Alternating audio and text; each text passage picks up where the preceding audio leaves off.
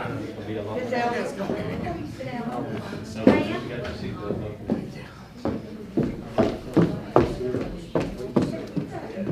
Good? Waiting for you to go. Okay.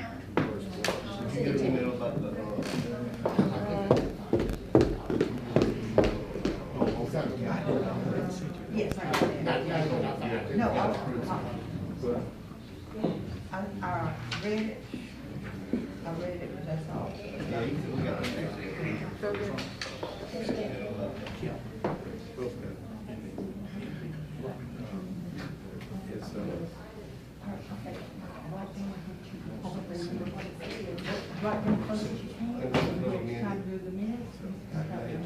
Just came across.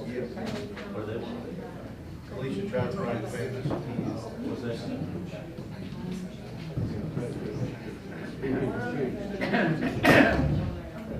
What was that?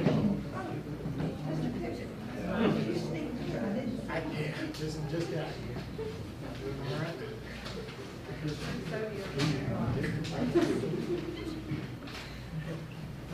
Please do it. All right, then. I need to read.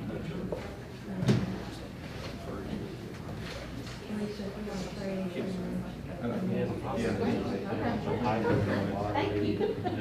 I didn't get a Swanson's dinner for that, so I just Salisbury steak with some frozen fried chicken. I'll be right back.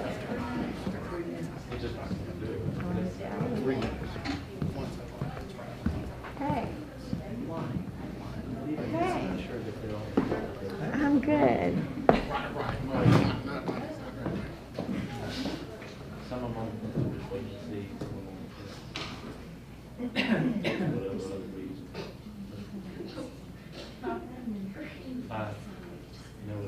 Read some of the different most of it.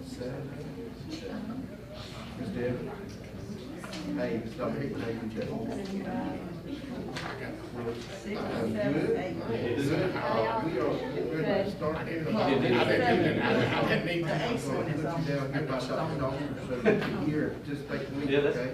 you know, that's the thing that's sort of, All right, good to hear from you. we just did it voluntarily. Hey, Ms. Evans. Hello? Hello. We got to get started. I'll buzz you back in when we do. All righty.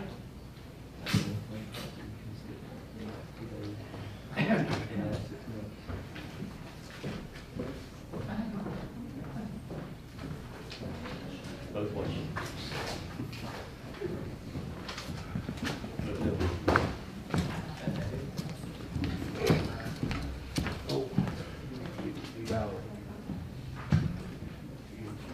Yeah, I tried to do it online.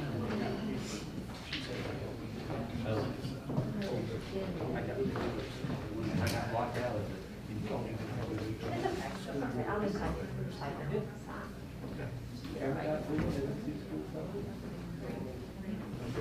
Well, that's not really.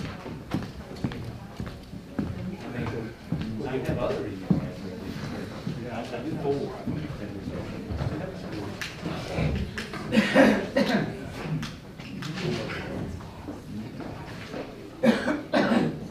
I'll be up here tomorrow.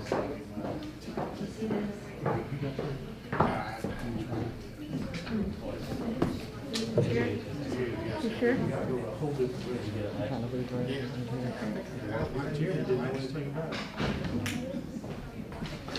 I paid for everything. You know what it is? Somebody, yeah. Those things that decided.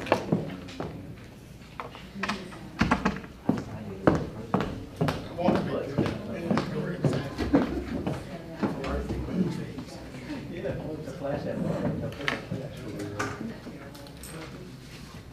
Does it work off the back? Electronic. I'd like to call to order the August 10th, 2021 meeting of the Monroe County Board of Education and welcome all of you here today. At most of the meetings, I try to do some little introductory statement. Sometimes it's a historical fact, sometimes it's just something that we need to be reminded of. And one thing that happened this week, all of the board members, I'm assuming all, I know some, I think all the board members received an email from someone in the county threatening to do everything they could to see if we would not be reelected if we did not vote the way that person wanted us to vote on a particular issue. And since we represent the entire county, I want to share some things with you. The first one is Ronald Reagan's views on leadership. He said, decisive action reminds others within the organization that everyone, beginning at the top, must place the welfare of the group ahead of personal concerns. Another thing he said about leadership says decisive action must be taken in a timely manner, and action taken too late, even if executed with great precision, may have much less value. At the beginning of each of our sets of agendas, you will find the Board of Education priorities. And the first of these is increasing the level of safety and improving the perception of safety. You'll find our system areas of focus, promoting student and staff safety. And then under the guiding principles for the Monroe County Board of Education, the statement is made, the Monroe County Board of Education believes all decisions made must consider the interest of and impact on all students, staff, parents, and the community. We sit as a board.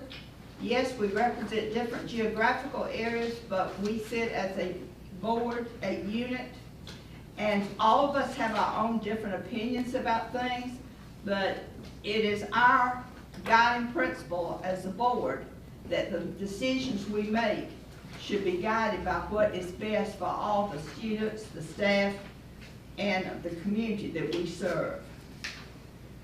Mr. Pitkin, would you offer the invocation and lead us in the pledge? Please stand. Lord, we just come to you tonight. We thank you for a beautiful day. We just thank you for a great start to the school year. Help us tonight, guide us as we make decisions for the children, the parents, and the community at large. And help guide our conversation to be productive, to be civil, and to pleasing to you. I ask this in Jesus' name. Amen. Amen. I pledge allegiance to the flag of the United States of America and to the republic for which it stands, one nation under God, indivisible, with liberty and justice for all. Thank you. You may be seated. The first order of business is the approval of the agenda. Dr. Hickman, do we need to have any changes to the agenda as presented?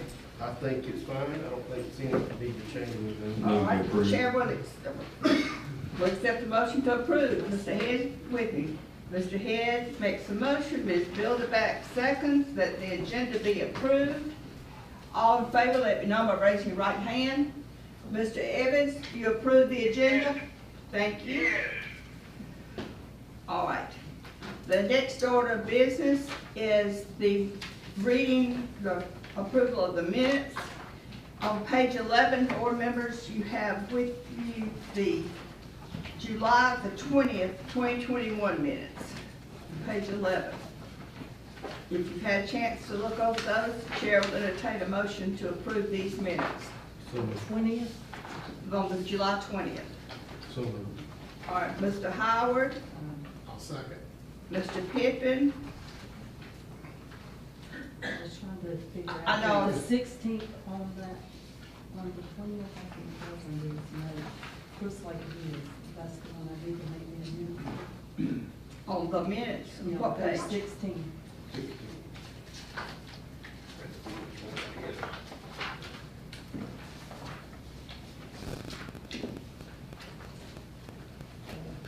All right, that's the, on the notes to the minutes. You need to make a correction, Correct. and your correction I think is your second quote down. Yeah, the fifth little dot said, my understanding is to teach children that if you are white, that you're privileged, and they just left That those three words are omitted. Yeah. Are privileged. That if you're white, that you are privileged. Those three words are omitted from the notes of the minutes. Good. Any other corrections? Make a motion, you need to revise your motion that Be approved as amended. as amended. On the All right. 20th, right? Now, it's on the 20th, and it's on page 16. Okay. And, Mr. Pippin, would you agree with that as amended? All in favor of approving the July 20th board minutes as amended? Let me know by saying aye. Aye. Mr. Evans, you approve the July, thank you. All right, the August 3rd minutes are on page 23.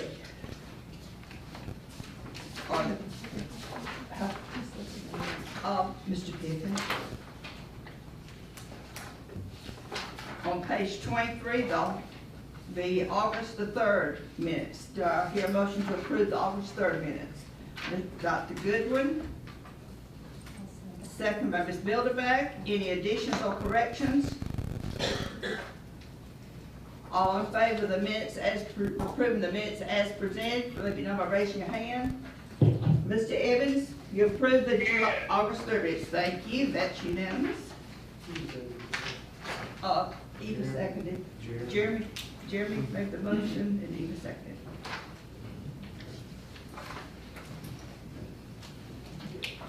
All right. The next item of business is the consent items. This is the beginning of the year. So, you have in your packet a long list of fundraising requests. I think most of these were sent to us yesterday. And I sent an and you extra added an little bit, addition yeah. that added a few more. So, Dr. Hickman? We would recommend approval of the fundraiser request as presented in your packet. Anybody have any questions about it, or motion by Ms. Bilderbeck? Second. Second by Mr. Head. Anybody have any discussion, any questions about any fundraiser? All in favor of approving the fundraiser request as presented, let me know by raise your right hand. Ms. Davis, you approve the fundraisers? Yes. Thank you, that's unanimous. All right, the next item is attaining high student achievement and success. And we have a presentation from 4-H about Monroe County Schools. Dr. Hickman, you want to introduce them, or would you want Ms. me to? Elder, Assistant Superintendent, is going to introduce our guest tonight. Good evening. I want to introduce to you Rachel Frisbee, if you'll come forward. Rachel Frisbee is our 4-H agent. She is new to Monroe County, so we're glad to have her working in our schools. And then we also have Caitlin Jackson. She is our County Extension Coordinator for Monroe County. So we want to welcome them. And Rachel's going to share some information about how she's going to work with our students in kindergarten all the way through 12th grade. Okay. Thank you. Good evening. I'm Rachel Frisbee. I'm the new 4-H agent. I actually started at the beginning of June. I have actually worked with the Extension 4-H office for the past 4 years as the administrative assistant. And during that time, I had the opportunity to complete my bachelor's degree. And in May, I finished that, and the timing just worked out absolutely perfect, where I could step right into that 4-H position and work along with the kids that I've seen around the office and helped around the office during that time. And I'm very excited and enthusiastic about stepping into this new role and bringing new opportunities and programming to the youth of Monroe County. So through 4-H, kids and teens complete hands-on projects and activities in areas like health, science, agriculture, and civic engagement in a positive environment through in-school programs, after-school programs, activities, contests, competitions, school and community clubs, and at 4-H camps. My main goal is to expand the 4-H program to reach as many Monroe County 4-Hers and youth as I can, And we're actually off to a great start this school year. We are able to go back into the schools for 5th through 8th grade, and with Dr. Hickman and his team have been so supportive that we've actually been given the opportunity to go into 4th grade as well. And so we'll be in schools for 4th through 8th grade. And then I've actually also started a after-school program for kindergarten through 3rd grade. It's called the Clever Buds Club. So I'm trying to reach all of those kids, K through 12th grade. And my main focus areas for the Monroe County 4-H program are healthy living, leadership and life skills, and agricultural and environmental awareness. Some things we have going on right now are Food Challenge, which fits under that healthy living, and that is a competition where the teams of youth work together to create a dish using secret ingredients that they have. It's sort of like the show Chopped, and they also present nutrition and food prep and food safety and cost analysis along with their dish. And then today we started our Adulting 101 classes. Our first class was grocery shopping on a budget, and this will go throughout the school year. Each quarter we have an adulting class, and it's things that they aren't specifically taught, things that we usually kind of like learn along the way, and we'd like to provide like an opportunity for them to sit down and learn like step by step, how do we do these things? And then next week is the beginning of our Clever Bud clubs. So next Thursday we'll have our first Clever Bud club, and that'll be yoga for youth, and we've got one centered around Olympics. And so we've got a lot of great opportunities planned this year for our youth to learn to lead healthier lives, learn to be better leaders and members of their community, and to increase their knowledge of agriculture, the environment, and our natural resources. And I just want to thank you all for your support and just put a face to the 4-H program, because I know you're going to be hearing a lot about it. Thank you so Thank much. you. I want to add one thing. 4-H and FFA are working hand in hand in Monroe County now. It has not always been that way, but they support each other. And in the extension office, Rachel's not by herself. There's several other people in the extension office, and they all are working with our young people, supporting our young people. Caitlin Jackson is our extension director. She's an ag specialist. She's helping with the land project. And just to give you an idea, this year, we went from 1 or 2 lambs, then a few more. You heard Mr. Walter talk about how the teams were growing. This year, correct me if I'm wrong, Caitlin, we have 18 lambs being shown by FFA students and 15 being shown by 4-H. So that's 33 lambs, and a bunch of them are going to Moultrie on Friday. So thank you very much for y'all working together, and also working with other counties. I know we've started a horse club that's a multi-county, I think the first in the state. So we're being innovative. Thank y'all very And much. thanks for having DPA. I participated in DPA, District Project Achievement, when I was in school, and that was the first time I ever thought I was going to have a heart attack from public speaking. We actually So, have 5 go to state this yeah, year. yeah. And so we really want to collab with every other youth program. Over the summer, we did a lot of things with the Boys and Girls Club as well. And so we want to get into every area, work with every other youth program, and reach as many youth as we can. Right. And our program assistant, Heather Harden, she's actually been with the 4-H program since February of 2019, and she really kept it going during that pandemic. So she's a rock for us. And that's our goal, serving all the children of Monroe County. So thank you very much. Thank you. All right, Dr. Hickman, Superintendent's report. Pass these around, so to look at them, and bring it up over to. Yep. Where you at, Will?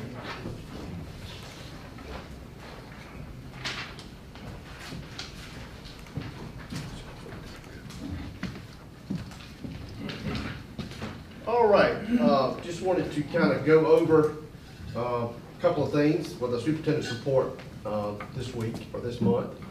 I wanted to talk about enrollment first. As you know, we are in the county adding a lot of houses, and within those houses there are a lot of children apparently.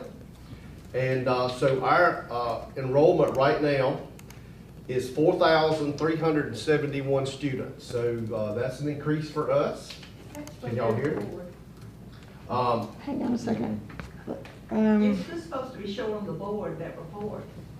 No, you have the paper. Okay, we have a paper Bible for the. Yeah, it's showing on this screen right now.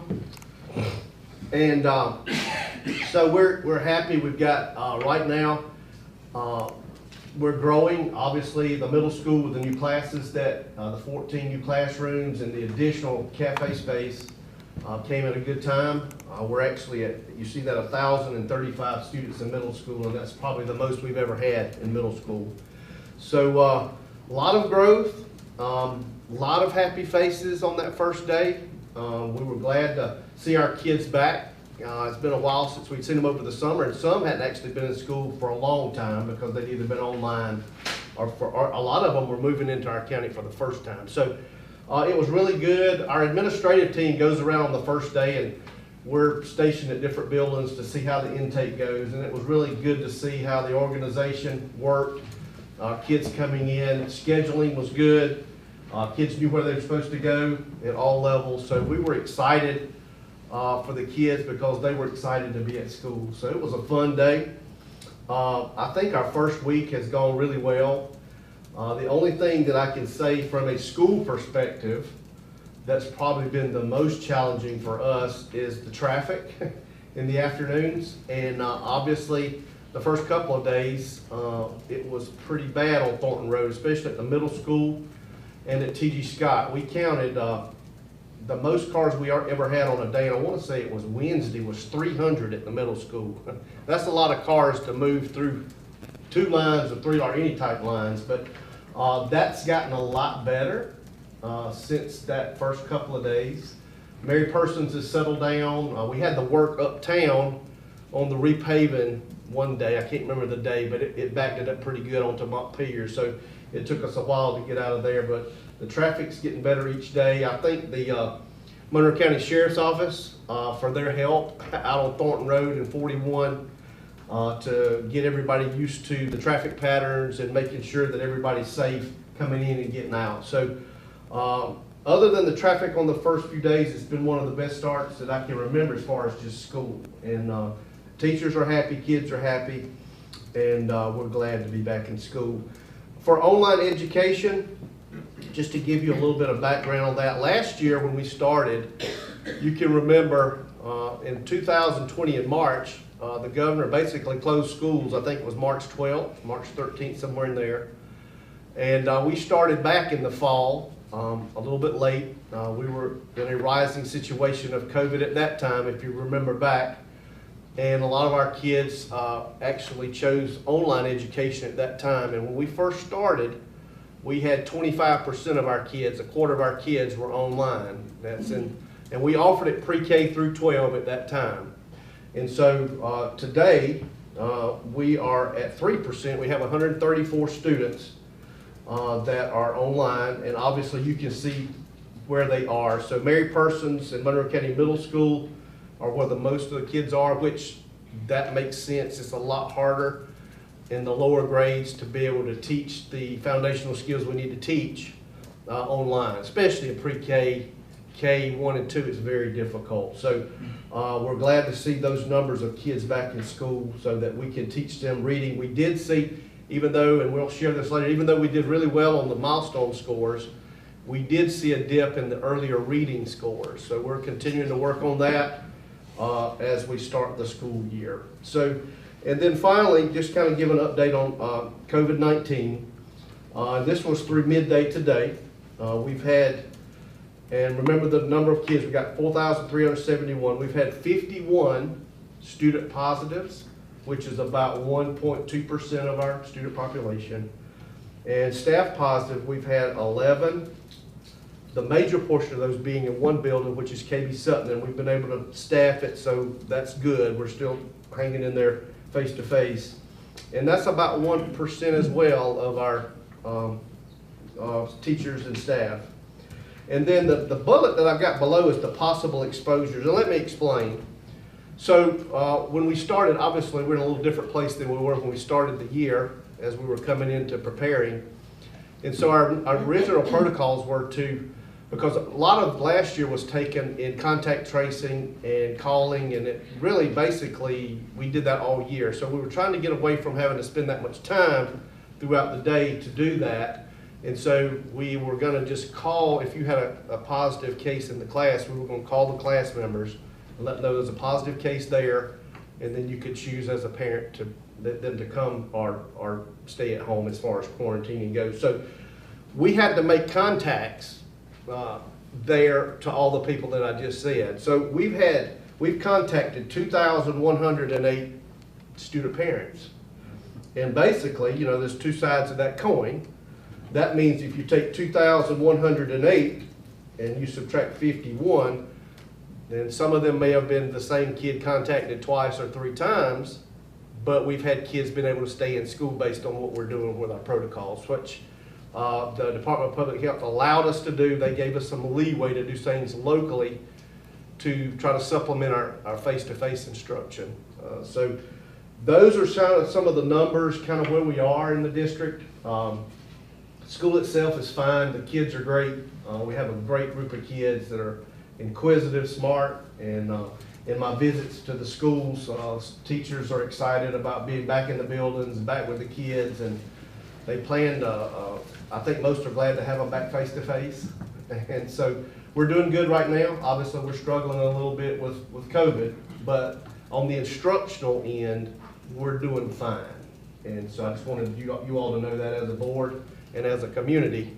Our kids are wonderful. Our staff is wonderful. So any questions of me for the superintendent report? I have a question that, I've mentioned it to you before.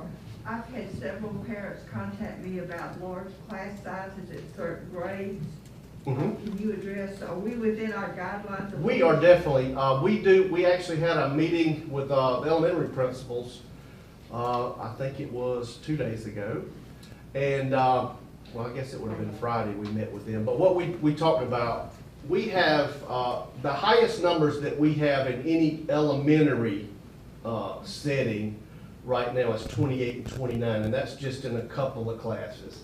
Typically, depending on the grades level, it comes up for you can have fewer in the lower grades, and then it goes up. When you get into fourth grade, the amount that you can have in a classroom jumps from 23 to actually 30. So we're in capacity on any and all throughout our district, but some of them, depending on if we get more kids, that's what we're a little bit worried about. So we are ready to act in case we do get some additional enrollments, which we're getting. And we've also got some flexibility within the buildings themselves with the staff we have. Some of the grade levels may have some space. They may have 17 and 18 in the class. So there's some things we can do there too. But we're paying close attention to it. The principals let us know. They let us know quite frequently. And Alicia, Miss Elder and I have been working to make sure that we're doing what we need to do to make sure they have plenty of room and the teachers don't have too many kids. Okay. Any other questions from the board? Any of the board members have questions? All right, thank you. Thank you.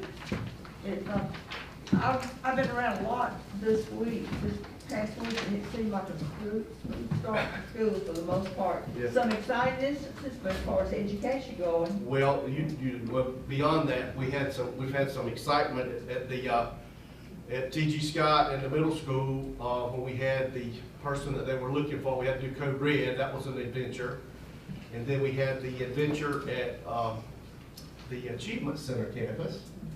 Other than those two, it's been relatively smooth. Thank you very much, but our people knew what to do. We did. They had their procedures. Yes, they did a good job. All right, last meeting, we discussed a little bit about critical race theory. We talked about the State Board of Education was coming with a recommendation, a position paper, if you will, a resolution, and we gave all the board members an opportunity to have some input on what we might want to have as a statement for our board. So Dr. Hickman, you want to talk about that? Yes, well, I was charged with at the last meeting to try to put together something from our school system and board that would basically speak to our stance on critical race theory as it relates to the things that we've been reading and in the news and the things that were shared to us by the State Board of Education. And so during that time, I think Mr. Pippin emailed me and he said, you know, it looks like in the State Board of Education resolution that was approved, it looks like all those things are the things that we would like to do as a board. And so I said, there's no really need to recreate the wheel when we already have the resolution that was approved by the state. And if we affirm that resolution as a board, then it shows our support of the things that were included in that resolution that I shared with you guys over the week. All right, on page 35 in your agenda, there's a statement that the administration is recommending, and that statement reads, the Monroe County Board of Education affirms the following resolution approved by the State Board of Education regarding the teaching of critical race theory in our school system. And then attached to that is the State Board of Education's June the 3rd, 2021 resolution. We've all had a chance to look at those.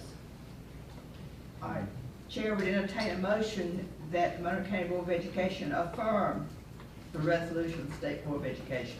I'll make that motion. Ms. Bilderback, Second. Mr. Head, any discussion? All in favor of the Monroe County Board of Education affirming the resolution approved by the State Board of Education on June the 3rd concerning critical race theory, let it be known by raising your hand. Mr. Evans, do you approve the resolution? Yes. Thank you. This makes it unanimous. Thank you. All right. The next item is organizational effectiveness financial report. Mr. Daniel. Good evening. We've got a good bit of territory to cover in this area tonight, so I'm going to walk you through a few things. First, Mr. Johnson has provided for me to present a July 31st financial report. This is the first report of the new fiscal year, so you have 1 month of activity, and there's not a lot on this report. And that's page 43 in your book. Okay. There's not a lot of activity by design here, because I'll remind you, we work on an accrual basis, and so most of our employees are 10-month employees, and they actually get paid for fiscal year 21 through the end of August. And so this report is for FY22. We're still closing out FY21. The revenue that comes in, both local and state, will be recorded in 21. So you see we've only got a very small amount of local revenue coming in this year so far in the first month. And then you've got only 12-month employees and some other fixed expenses like insurance policies and maintenance agreements and things that have to be paid in July at the beginning of the year. So this report really doesn't, I'm going to be honest, it doesn't tell you a whole lot. You will see a significant change when we get into September, when the new fiscal year actually is reflected in our fund ledger. Let me bring to the board's attention, we asked the question of Mr. Johnson last month about the new legislation. The board has to be aware of purchase orders outstanding, accruals and so forth. Correct. So you'll see that new section, there's a box at the bottom that gives the amount of open purchase orders. So this is money that has been committed to spend but has not been paid out yet. So And every month we'll get an update of what open purchase orders are. correct, and you'll see dollars leave. Yeah. You'll see dollars leave the encumbrance and go to the actual expense line. So he's also given us a report, the usual report that you have for debt service, which is at the top of the second page. I'm not sure what your page number is. 44. And then you also have the capital projects account. And so a lot of the activity there in capital projects was the wrap up for the middle school project. So any questions on the financial report? Any questions? Okay. All How right. about budget, Mr. Daniel? Now, we're going to talk about budget changes, and tax digest and millage. So we're gonna sweep some things very broadly here. Dr. Hickman has handed out a PowerPoint that we will walk through each page, and it will be on the screen behind me for the audience to see. So we have a couple of purposes tonight. One, tonight is the advertised second public input session on the 22 budget that we have advertised in the paper, had on our website. Last week we had a called meeting and had our first public input session. There are a couple of changes I'm going to go over. I promised you that budgets are made to be amended, and so we have a couple of amendments to the budget. Eventually, after we do the public input and walk through this budget, there will be the opportunity to approve this budget. And remind you, we're working under a spending resolution right now. Technically, this budget should have been in place July 1, but we extended that through a spending resolution so that we could have all the information we needed. The other thing we're going to do is look at the tax digest that's been given to us by the tax assessors, and we're going to talk about a tentative millage rate for next year. A couple of housekeeping things. I'll remind you that taxes, the digest, and tax collections operate on a calendar year. So you'll see calendar year 21, that is the digest that we're operating on, but our fiscal year is fiscal year 22. So we work July 1 to June 30th. The taxes are collected on a calendar year. So I always want to make sure, and the presentation I'm going to walk through assumes a recommendation that we're going to make at the end of this presentation. So if you direct us to make any changes, we will revise as needed. So the general fund update on page 2 of your package shows the advertised budget in the middle column, and then an updated or revised budget. So based on the tax digest information we've received, we have increased local revenue by $200,000, and that's reflected in the total revenue. We've also made some changes in the expenditure lines. First, as I promised you we would do, we have walked through every salary of every person to make sure that everybody's in the right place, that we're not putting CARES funded salaries in general fund and vice versa.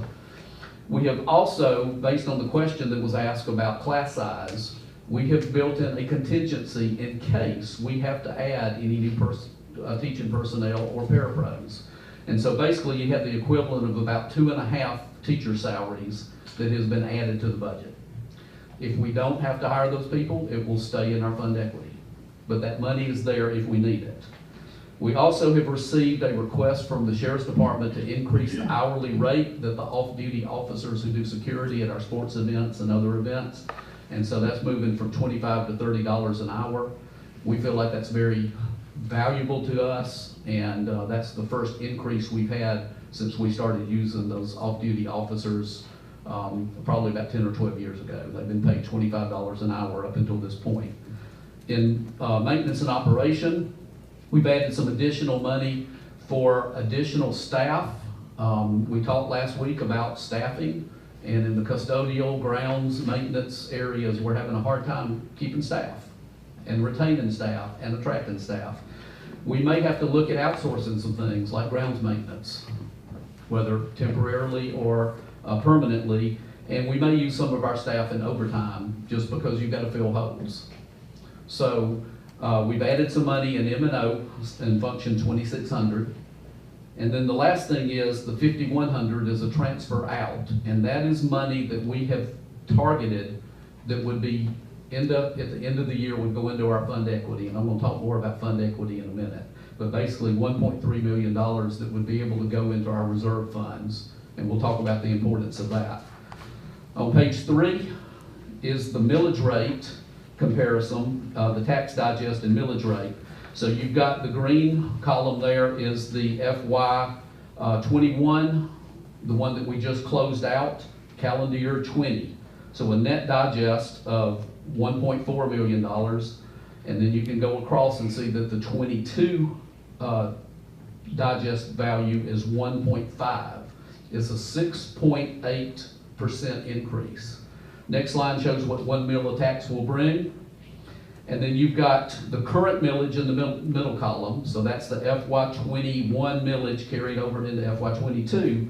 And then you have the rollback rate. And we'll talk about that rollback rate calculation in just a minute. And then you've got the revenue amounts, the county's collection fee, 2.5% of any collection goes back to the county for the assessing, billing, and collecting of taxes. And so that's a little less than $600,000 that the county retains. You got net revenue and then the difference from the prior year. So 1.6 under the current millage rate, a little under 1.2 under the rollback rate. The rollback calculation is on page 4. And this is a Excel spreadsheet the Department of Revenue gives us. We plug in the numbers, and the significant numbers here, I've got it circled in red, and that is the reassessment of existing real property. That is what drives the rollback rate, which is an indication of a tax increase. So you can have the same millage rate from one year to the next, but if you have reassessed real property, then it is considered under state law a tax increase. And so that figure is used to calculate the rollback rate, which for us, we're looking at 15.227, is a little more than 0.3 of a mil less than the prior year. But at the bottom of that rollback sheet, you can see that the calculation shows under the state law, it is not an increase in taxes. The additional revenue that comes in is because of new growth in the digest, not because of reassessed growth in the digest.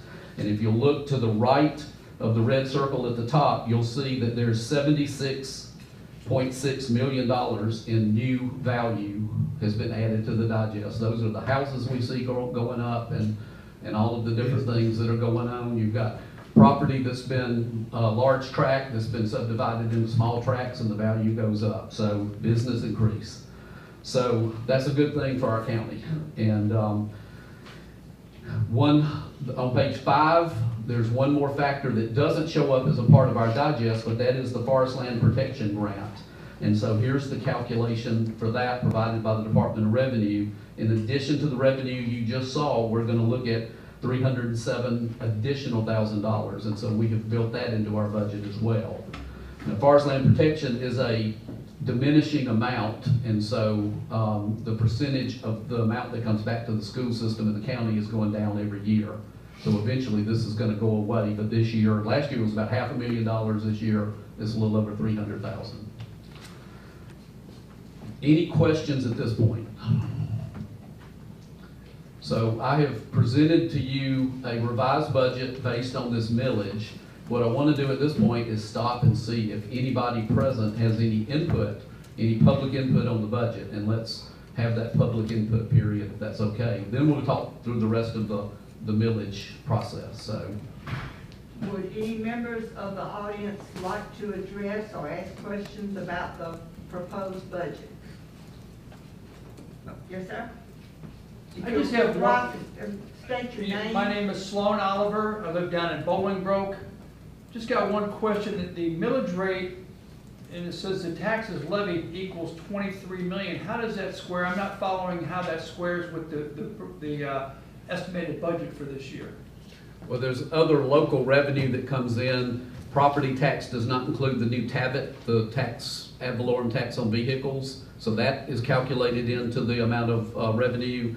There's also some local expenses that we receive that are a part of the budget. For instance, processing fees for all of our employees have to be fingerprinted, and we collect those processing fees and then we pay them back out to GBI.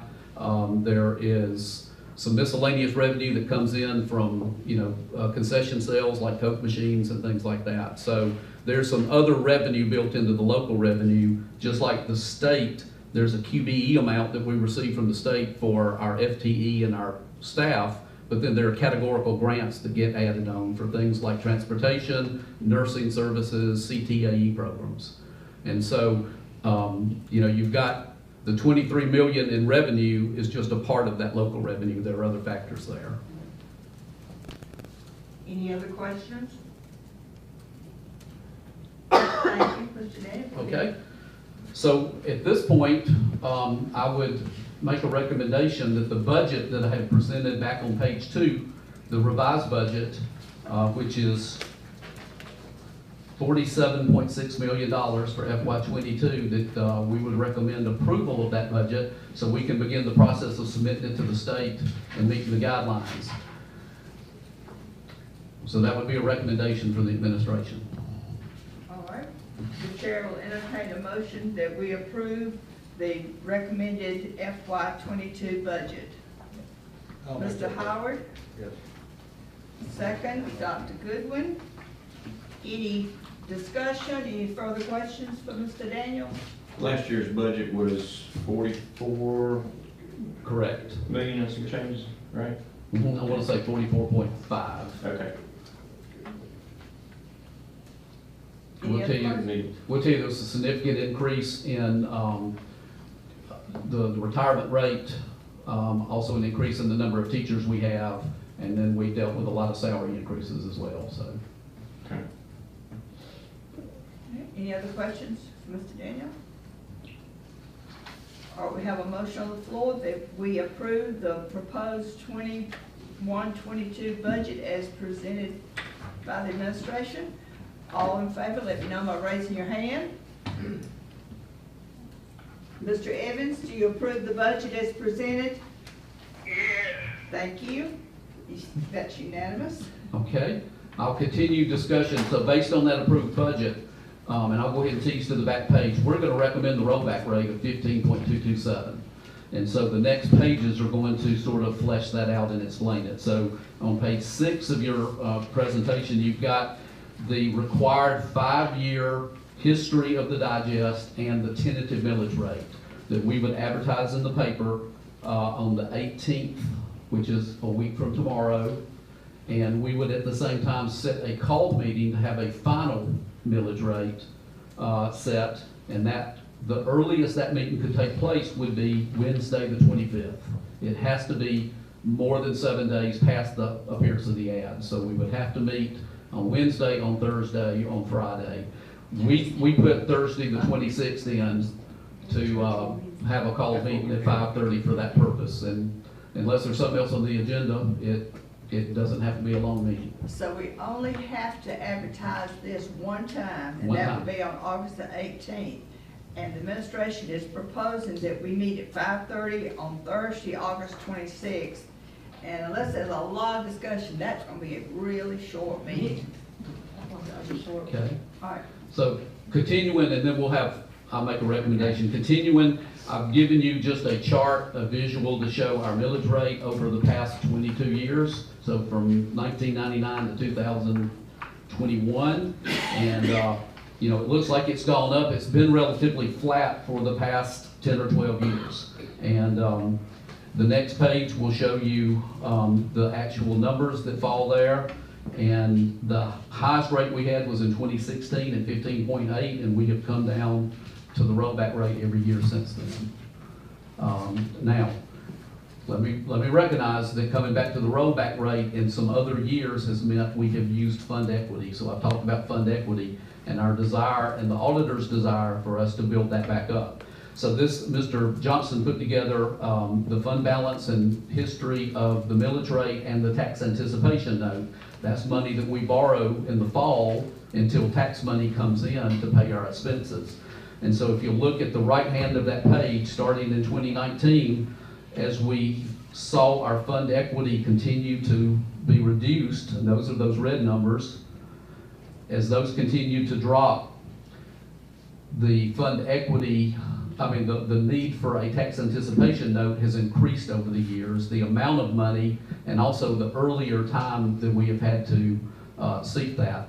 Next week, when Mr. Johnson's back in the office, we're going to be looking at the need for a TAN this year, but hopefully as we build up our fund equity, we can reduce that need, or at least reduce the amount of time that we need that tax anticipation note. and so therefore reduce the amount of interest that we're gonna Correct. pay now. Absolutely. That's correct. All right, so you've got that history. The next page, on page 10, is a calendar that sort of shows you where we've been with our budget and where we'll go from here. And here we are on August the 10th with our input session approval, review the tax digest, and set the tentative millage. Some notes that I'll just go over very quickly. So I've already told you the overall tax digest on the 40% taxable value is 6.8% increase. 31.7 of that is reassessment of existing real property. That's what causes the rollback rate to come down. The other $76 million in value are new property values. Under State law, the rollback rate offsets the reassessment value, and so we constitute a 0% tax increase under the definitions of that law. So that's why we only have to advertise one time. The 5-year ad, however, does show the $1.18 million increase in revenue. That is because of the new property value that is not calculated into the rollback. I've mentioned the county's 2.5%, and just to remind you that if you do take our recommendation tonight, the final millage rate can be lower, but it cannot be higher without us going back to page 1 and starting over.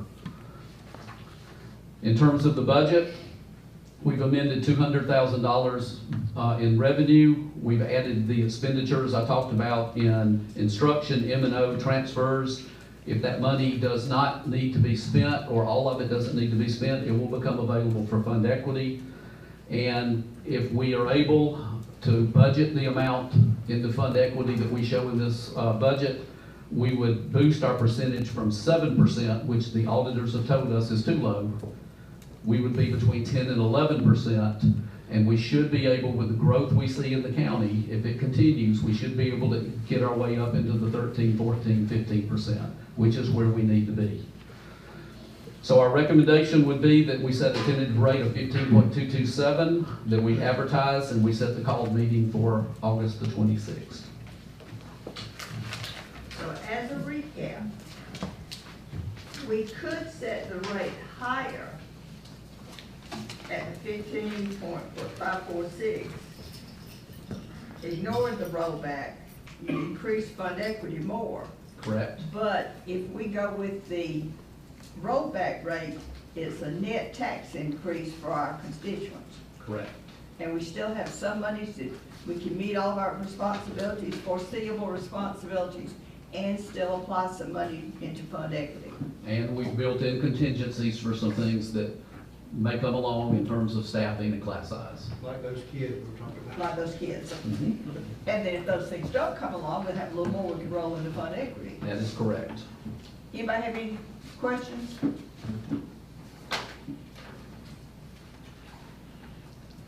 All right, Jackson, the recommendation is that we set and advertise a tentative millage rate of 15.227, equal to the rollback rate for FY 2022. I make a motion, we set the rate at 15.227. 227. Second. All right, is there a second? Second. Second, Mr. Head. All right, so the recommendation is Mr. Picken, and the second is Mr. Head. Any discussion? Any questions? All in favor of setting a tentative millage rate, and we'll set the final rate on August 26th. Correct. It said the tentative millage rate at 15.227 to cover our budget expenses. Let me know if you're in favor by raising your hand. Ms. Evans, are you in approval of a tentative millage rate of 15.227? Yeah. Thank you. All right. Thank you for your attention. I know that's a lot of information to toss at you. Believe me, we spend time on it every day, but I appreciate you hanging with me as I walk through it and getting to that point. So, All right. Thank you for bringing it in such detail so that we can understand all the processes that we go through to set a budget and to determine what the millage rate is. Okay, the next item on the agenda is records destruction. and this is very simple. School nutrition department, because they are partially federally funded, have to go through a process, and so they are asking to be approved to destroy, to shred. Page 50. We're going to shred financial records from the fiscal year 15-16. So we are at the over the 5-year point in the state records retention, and they do need your approval to be able to dispose of those records. And so I've got the chart listing all of those. They are prior year invoices, prior year bank statements, prior year DE 106, 107 reports, cash income reports, and time card sheets. These are school nutrition records only, no student records, That's no correct. personnel records, just school nutrition All records. financial records from school nutrition office. the chair will entertain a motion that we approve destruction of these records. Dr. Goodwin, second, Mr. Howard. Any discussion? All I in like favor? having records. You like having records, you want, we'll all Stack put them them in up, the trunk keep of them your in case, car. in Yeah. case we need them. I will point out, we still have 16, 17, 17, 18, 18, 19, and so forth, so. And hey, all those records, you're talking about like student records, we're running out of room. For those. High school, we have to keep. Yeah. All right, all in favor of approving the destruction of these 5 years of records for school nutrition, let me know by raising your hand. Mr. Evans, do you approve the destruction of the 5 years worth of school nutrition records? Yes. Thank you. Thank you. All right. IDE policy. All right, last meeting we discussed, Page 52. policy IDE, which, dealt with, the Dexter-Mosley, Act regarding homeschool students participating in school system athletics and extracurricular activities. And so, in order to make our policy align with that new legislation, we basically simplified, if you remember, we did away with IDE 1, IDE 2, and then we adopted IDE 3 with the change that you see up on your screen, those of you out in the audience. And it basically just says, in number 2, under 1, to participate in extracurricular or interscholastic activities, the school system requires resident students other than home study students to be enrolled full-time during the semester of participation unless the student schedule approved by the school officials during the registration process provides otherwise. Home study students must enroll in and attempt to complete one qualifying course as defined in state law for each semester of participation. That's the change there. And then we changed down below, under middle schools, it was included here, where we've added grade 6 for athletic participation. So those were really the changes. And if you remember, 1 and 2 had a lot of stuff that was Georgia high school rules, and a lot of that had changed. And in Georgia high school would leave that 1 and 2, there's no need for us to have it. So we got rid of that, and then we would just adopt this, make these changes, and put it into policy as you see in your packet, as on the screen. And then our excluding football from grade 6 is part of our practice. It's not, doesn't have to be worded in this policy. No, it doesn't. We got that. I just want to make sure that's Yeah. included in my. Move to approve. All right, Mr. Head, second, Ms. Bilderback. Any discussion? All in favor of approving policy IDE, let me know by raising your hand.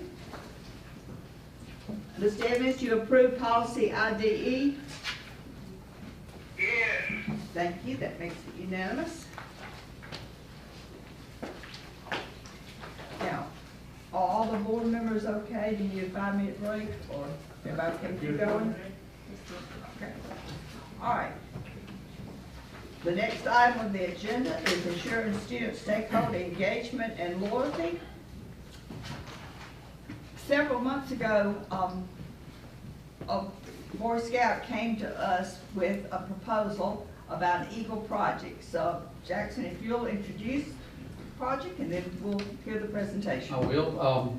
As the parent of 2 Eagle Scouts in my family, I'm proud to bring Zach Dunlap. He is a 10th grader at Mary Persons High School, and he has been working hard on a project that he wants to present to you that will actually take place on this campus. So, Zach?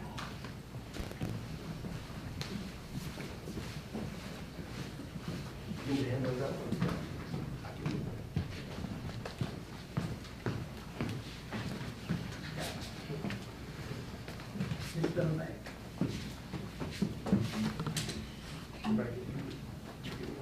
I got one.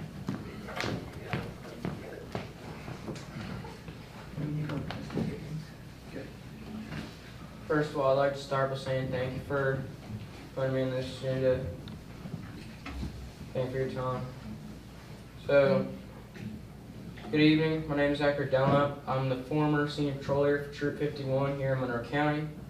Tonight I'll be presenting you my Eagle Scout Service Project. Eagle Scout is the highest achievement or rank attainable in Scout BSA program of Boy Scouts of America. This service project is necessary to complete Eagle Scout Requirement 5, which states the following. While a Life Scout plan, develop, and give leadership to others in a service project helpful to any religious institution, any school, or your community, this project must benefit an organization other than the Boy Scouts of America. This project must be approved by the organization benefiting from the effort, hence my appearance here this evening. I have decided that my Eagle Scout service project will benefit our school system, and I have chosen to title this project Committed to School, Community, and Nation. By now you're probably curious as to exactly what this project is, and exactly what this project is and how it relates to the title I just mentioned, so let me explain. Recently, our Board of Education building has received a magnificent renovation while maintaining the architectural integrity of the old style building and complementing the look of the new Fine Arts Center. This Board of Education building truly displays the character of our community. It is plain to see that many hours of diligent planning, thought, and care and detail went into making this project a great success. This is how I came up with my Eagle Scout service project.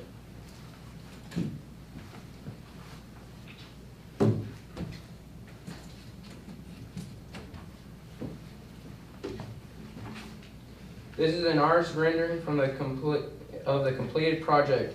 I want to give a short shout out to the artist who made it, Katie Rowland. Katie's a former Spanish teacher here, the right person. So. I was going to show it to the audience. I'll put it back over. To begin with, I surveyed the site, and to my surprise, grown over with grass, was a 4x4 concrete pad securing the flagpole. I brushed the grass aside to notice the following inscription, presented by Tom Hollis, Post-American Legion, October 25th, 1930. With my curiosity aroused, I began to research the meaning and history thereon inscribed. Who was Tom Hollis? Where is the American Legion Post 34? Why has this been placed on school grounds in this community? History is an inescapable part of our lives. Those who precede us and their achievements should be honored and not forgotten. Mr. Hollis was born in Brent, Monroe County on December 11, 1893. All that is recorded of formal education is listed on the 1910 U.S. Census, which states he did not attend school. Perhaps this was due in part because his parents could not make ends meet with their children, working on the family farm or business, or getting a job outside the home. We do know that Mr. Hollis enlisted in the U.S. Army on June 12, 1917, at the age of 23, to serve his country during World War I. He was assigned to the 151st Machine Gun Battalion of the 42nd Division, or known as the Rainbow Division. Private Tom Hollis made the ultimate sacrifice for our nation and his community on July 28, 1918, on the Second Battle of the Marne, and to this day is buried in France. He was the first resident in this community to die in World War I. He was a patriot loved by family and friends. In fact, this community, like many across America, has been blessed by men who value family and friends and their nation more than life itself.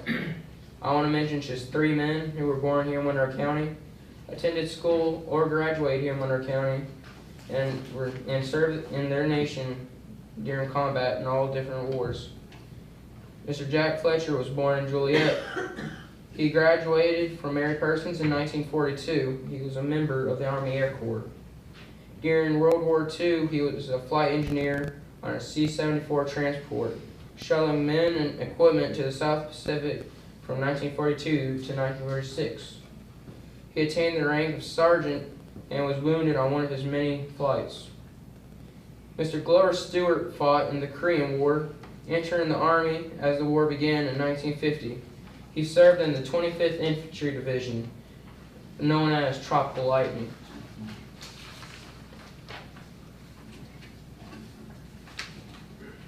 He was a Browning automatic rifle operator and attained the rank of Tech Sergeant. He was wounded 3 times and spent 2.5 years in the hospital. Mr. Stewart was born in Monroe County and left school after the 7th grade to work on the family farm. Mr. William Rockmore served in Vietnam from 1966 to 1967. He was a member of the 1st Aviation Battalion Assault Helicopter. He was a door gunner on a flight helicopter. A graduate of Monroe County Mary Persons class of 1963, he was born here in Monroe County. Where's the Post American Legion number 34? The Tom Hollis Post American Legion number 34 was organized in 1918. The purpose of the organization is to promote Americanism, to work for veterans' rights, offering varied services. It is of no coincidence that 2 of the early past presidents were Charlie Hollis and Lowell Hollis. The post is located at 360 West Main Street here in Forsyth. Lastly, why has this flagpole with said inscription been placed in this community on the school grounds? On October 25th, 1930, members of the American Legion Post 34 thought it was only fitting and appropriate to dedicate this flag with its small 4x4 pad containing the inscription to acknowledge the service of not just one man, but those who have served their nation, community, and school. Dr. Doster, members of the Board of Education, thank you for allowing me to present my Eagle Scout Service project proposal. It is my hope that by approving this project, we will be reaffirming our commitment to those honorable men who have so loyally served our school, our community, and our nation. Thank you, Zach. Oh, let me say a little bit of background. Back in the spring, Mr. Daniel, Mr. Onstadt, Mr. Dunlap, and Zach and I met to talk about this project. He had some ideas, some rough drawings of what he thought the project would be, how he might want to fund it, how he might want to accomplish the project itself. I asked that he work with Mr. Onstadt, and he's met with him several times. Mr. Onstadt, I'm going to turn it over to you to talk with Zach about the potential cost, how it's going to be funded, how the project's going to look, and how y'all going to work together to get it done. Yes, ma'am. Zach originally, what he brought, I looked at it and it really wasn't the scale of what the building was, so we did a little work with it and kind of modified it some. It's still basically the same, it just has more of a look that'll fit in with the school. I got Todd Rivers to give me some cost estimates about concrete, rebar, digging it out, cutting into the curb and giving it a 0 entry point. Basically that number came out to be about $3,500, and that's just an estimate on what it might cost. So Zach did a lot of the work on his end, looking at those things and costing them out, but I think it's in the best interest of the Board of Education if I basically do the project. So what he's going to be charged with is raising the $3,500, and once he reaches that point and with board approval, then I can talk about actually getting it done. We talked a lot about, the fact is you're doing it as a service project, so other than if it appears in the paper, nobody's going to know that you did it. You just have to know that internally this is something that you feel strongly about, and to honor people and that have given the ultimate sacrifice for the community in this country. So in any way that I can support him in that realm, that's what I intend to do. And as you can see from the drawing on the front of your book and on the drawing up there, what we're looking at is approximately an 8-foot diameter concrete circle boarded by bricks with a concrete boarded by bricks pathway to the street, to the driveway. And like Mr. Onstadt said, it would be handicap accessible. You could roll a wheelchair up on there. There'd be room for that. The flag pole would be refurbished, and the lighting, because it still has the structure for the lighting. All I'd have to probably do is pull new wire out there. Actually, ants got into it and fried it, and I think we were in the middle of doing some other work and just haven't gotten back to it, but the conduit is there. Everything's there for us to be able to pull the wire and for something that already existed previously, so there's no real expense there, and our electrician can do that. And I know Zach and Mr. Onstad have met several times over the summer and discussed by telephone, probably email, whatever, about this project. But Zach is asking permission from the board to actually do this project. He will raise the funding necessary. He'll turn that over to Mr. Onstad. Mr. Onstad will be coordinating, be supervising, be getting the actual work accomplished. At the time when it's complete, then Zach would coordinate some type of an Eagle Scout recognition, project recognition ceremony. Ribbon cutting. Ribbon cutting. Ribbon cutting, and the board will be invited to that. But we're asking your permission for this project to go on. Zach being responsible from the funding, Mr. Onstock being responsible for the execution. Well, at some point, Zachary, I think this is this is awesome. Great job with putting together and heading it up and organizing it. It's wonderful, thank you very much. Eagle Scout projects, I always like the idea of the Eagle Scout actually putting his hands on the work itself. I think there ought to be a way that he can actually put his hands on the work himself to do something. And you've done a lot, but the idea of you physically doing some of the work is not only gratifying, but a commitment to. I think there ought to be some way he can do something a little bit of putting his hands on it too. We'll work out something, but Yeah. As a Even if Boy it's Scout small. myself, when I was in Boy Scouts, and I fell short a couple of ranks of getting to that point. But the Eagle Scout, when I was growing up, was something that you physically did yourself. You did that project, you took it Right. on, you designed it, you did. Right. It's not done that way anymore. So it was kind of a surprise to me when I saw it, and basically it's more of a construction manager for everything that's laid out for the process. And I understand what you're saying, and I always kind of felt like there's something missing there, but based on the things that given, I can't let Zach be the GM for a project. And let me say, when we had the initial meeting, Zach brought his Eagle Scout booklet that lays out what his responsibilities are and all the things that Mr. Onstott's talking about. I know. But we can, I'll tell you what we can do. We can work out where we get out there, we actually pull lines and actually the diameter that's gonna be set. There's some things that we can do to do the initial layout that really correspond with size and things like that. You gotta keep it up once it's done. Yeah. I'll hand that one over. What does Mr. Dunlap, what do you think of that aspect? I'm all for it, yes. I was a former Eagle Scout in 1961. I know what that old, but the fact is, like Roger was just mentioning, Mr. Onstock, over the years, it has morphed into leadership as opposed to hands-on. And so that's what and I really appreciate all of you. Thank you. All right. The chair will entertain a motion that the board approve Zachary Dunlap's Eagle Scout project, with Zachary providing the funding and the planning, and Mr. Onstock providing the coordination and the execution. Dr. Goodwin? No, So moved, Mr. Howard. Second. Second, Mr. Pippin. Any further discussion? Is that satisfactory to you? Do Yes, you ma'am. understand what your responsibility is and what Mr. Onstott's responsibility is? Okay, all in favor of approving this project, let me know by raising your hand.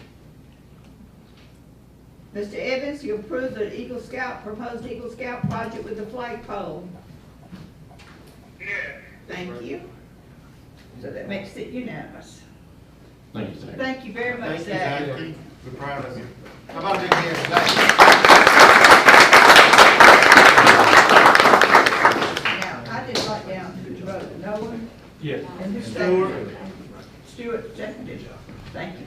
Okay, we will take a 5-minute break before before we get into the public participation part.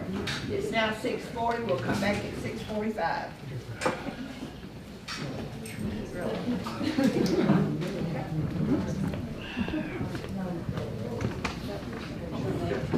Go ahead, Stewart. I didn't know that name. You put that, I've got a copy. Put that in the.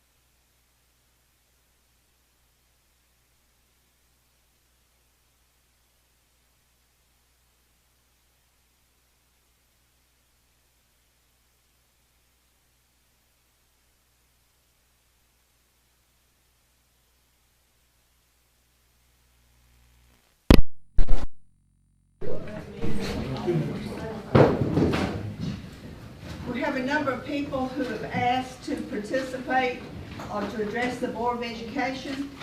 On the back of the form that each of you who asked to participate, each of you signed up, there are some rules that are for addressing the Board of Education. I'd like to go over these before we get started, and then I'm just going to call on you in the order in which the forms were handed to me. Rule 7 says the speaker shall have a maximum of 3 minutes each and must stop speaking promptly when their time is up. Number 8, speakers may not address confidential student or personnel matters. Number 9, speakers should be courteous and professional. Speakers may offer objective criticisms of school operation and programs, but abusive language and or personal attacks will not be permitted.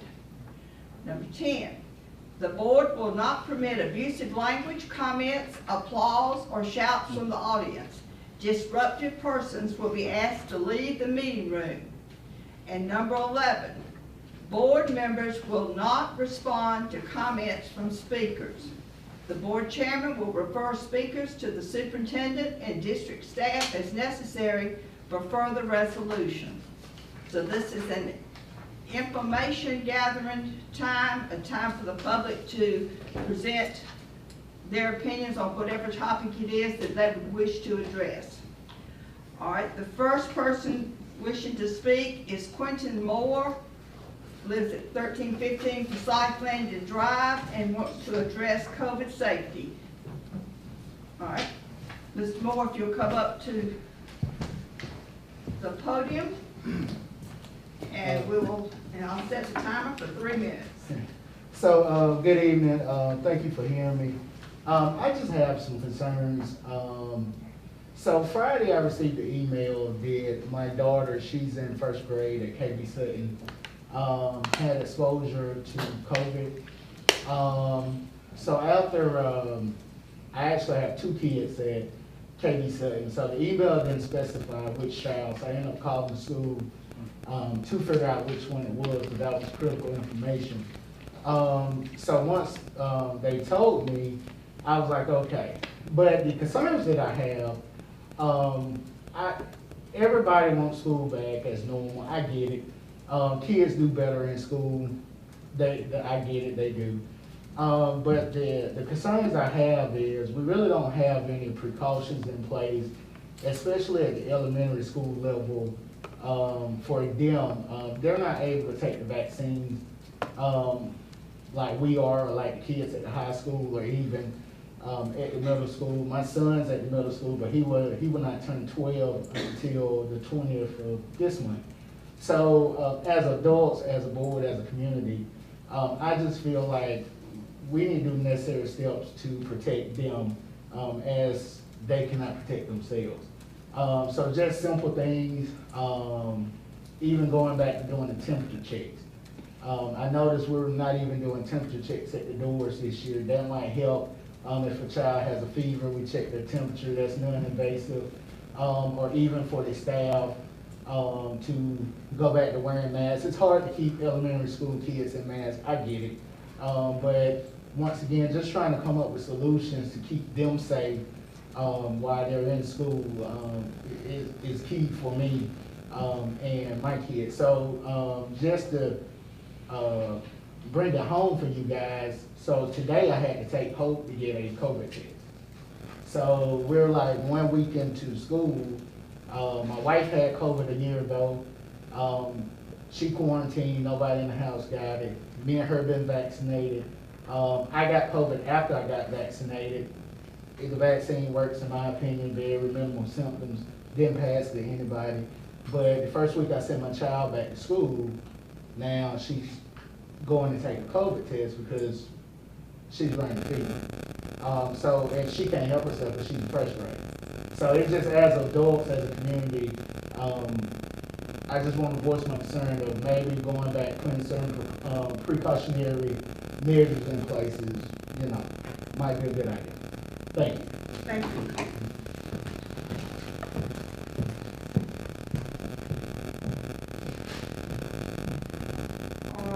Next, Julia Stroud, 534 Stroud Street. Topic to be addressed, mask.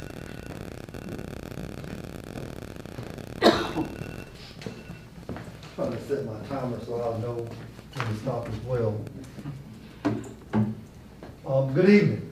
My name is Julia Stroud. I used to teach here in this district. I love working with kids. That's always been my passion, is helping people.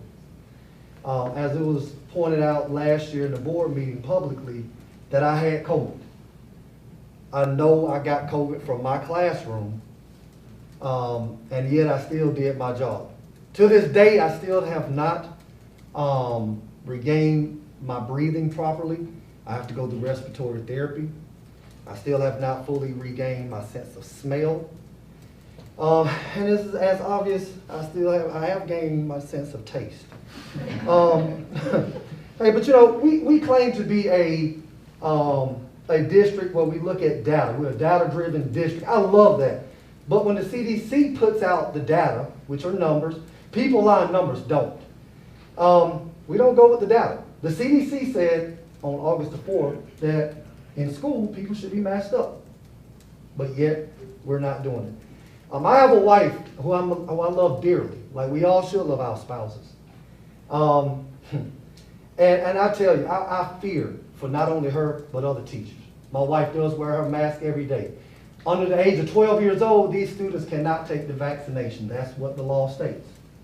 But I really think that we should figure out some kind of way to do something to protect the students, the teachers, the bus drivers, everything. I got it, man. I hate wearing this mask. We all hate wearing this mask. No one wakes up in the morning and says, hey, I want to put on my mask today. I hate this mask. But it's a must right now for me. I am vaccinated, and I did everything I was supposed to do. I got 1 minute left. We're seeing now that the Lambda variant is the new variant that's coming out now. So not only are we dealing with the Delta variant, but now we're dealing with the Lambda variant, and our children cannot get, that's under the age of 12, cannot get vaccinated. So that's all that I really have. That's it. Thank you. Thank you.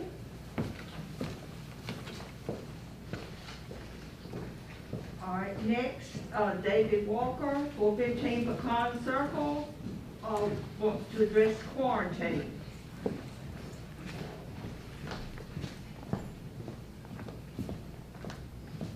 Good evening. This is going to be real simple and short. I think that it's time for the board to consider or reconsider putting quarantine back in effect with the kids that have contact with positive students. I just think that's all I really want to say. So, thank you. Thank you.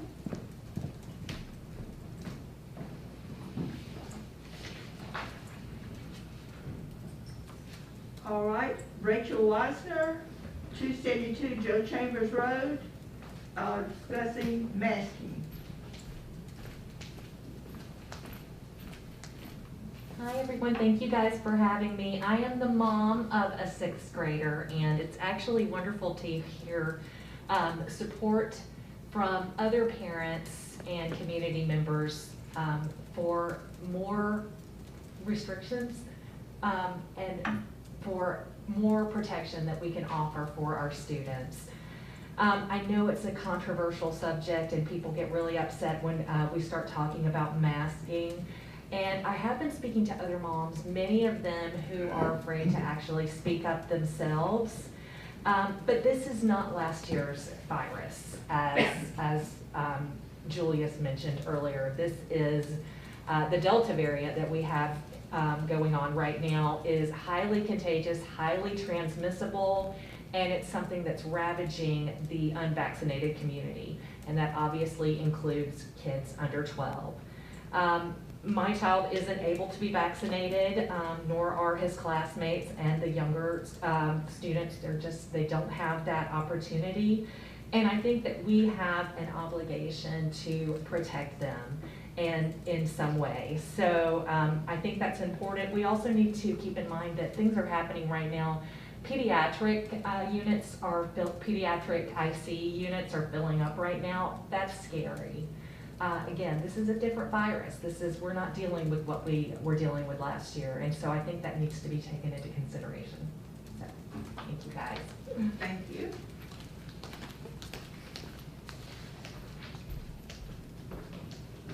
Okay, next, Travis Price, 4721 Georgia Highway 42 North, topic to be addressed, COVID.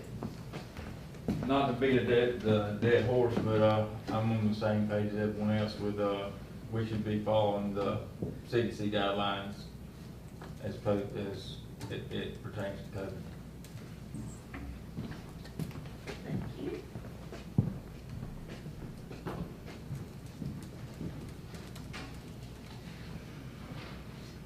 Jeremy Causey, 70 Carter's Way, and discussing masking. Ladies and gentlemen of the board, thank you for just a few moments. I'm a parent of three. One of them recently graduated from Monroe County Schools and two still there. Also pastor of a local church here in our county. My family and I, my wife and I have had COVID twice. My children have had it once. And over half of our church contracted it during the holidays last year. And probably half of our church, including my family, except for my 11-year-old, have been vaccinated as well. However, I have recently asked my children to go back to voluntarily wearing a mask, and I have asked our church members to do the same. And as a pastor, I feel strongly that we should be together for church. The church is not the same when you're not together. And I, as a parent, I feel strongly that our children should be in school, that the educational experience is much better when we are in school. Our kids were in school every day they let them in last year. But I also realize that the only way to maintain that environment is to take those precautions that we can. And although those precautions will not guarantee that we'll stop COVID, they're the best shot we've got. And so I'm hoping that our church doing so, my family doing so, and hopefully the board voting to do so would allow our children to be in school for as long as possible and as safe as possible. Thank you for your time. I appreciate it. Your time wasn't up, that was. That's all right. I'm finished, thank you. Could you give us a couple more minutes? Not a minute, not a minute. I missed the last part of what you said, and it was all my fault. Could you, just the last 10 seconds? Oh, sure. Basically, it's just that we feel it's very important to be in school. My children want to be in school, and I want them to be in school. And I feel that the only way that that's actually going to happen is if we can stave off what COVID is doing right now. And the best shot that we have is to ask for masks to come back up until this crisis passes. All right, thank you. And my apologies again. Thank you. All right, thank you. Allison Sposito, 104 Plantation Drive, COVID mitigation.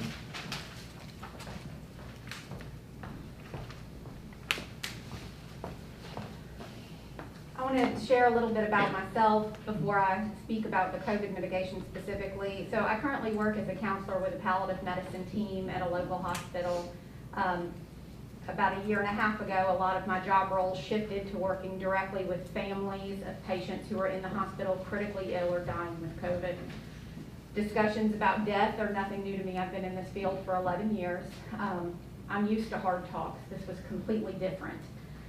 It has been very hard on staff members as well as patients and families. I have seen several of my colleagues contract COVID at work. The ones that have recovered, most of them have long-term side effects from it. Prior to becoming a counselor, I actually was a certified teacher. I taught in Bibb County for 5 years. I was a special education teacher. I taught children all the way from pre-K through 12th grade, so I am familiar with all the different issues that can come up in a classroom, and I'm also very familiar with meeting the variety of needs for different students. Today I'm speaking as a parent and a community member who is just overwhelmingly concerned with the lack of COVID mitigation in Monroe County Public Schools. My family moved to Monroe County last year primarily because of this wonderful school system. And my children have been in private schools since they started pre-K. They were both so excited to come into this school system where their father graduated. They wanted new friends, they wanted new teachers, And on July 20th, when the board released the statement showing that they were returning to pre-pandemic operations, my husband and I kind of looked at each other, oh my goodness, is this the right choice for us? But we trudged ahead. We came to open house expecting some reassurance. We felt even more disappointed. We were herded into a lunchroom with hundreds of other families. We saw maybe one staff member wearing a mask. Desks were situated in clusters. It felt like not even the most minimal regard had been given to keeping children safe. So Dr. Edward Clark, who is one of the pediatricians at Navicent, spoke out last Thursday. He talked about the increase in pediatric cases currently coming into the hospital. He recommended masks. Today, we had, or I don't know if it was today, but on our recent news, Dr. Patrice Walker, who is our Chief Medical Officer at Navicent, noted that the current pace of COVID cases is higher than that of previous surges. Primary Pediatrics made an announcement today that they're diverting staff in order to help manage the influx of COVID cases. Kids are getting sick. Navicent is now postponing non-emergent surgeries in order to retain staff to take care of people. So I'm asking the board to implement more aggressive mitigation measures to protect our children, which protects our entire community. Some of these measures include universal masking, distancing of students. The CDC put out a fantastic list. I've seen schools and communities come together in the past. Anytime we have a tragedy, something happen to a family, we can come together and we say, what can we do? We can get ahead of that now. We don't have to wait for the tragedy. We can act to protect these kids. Thank you, Pat. Thank you.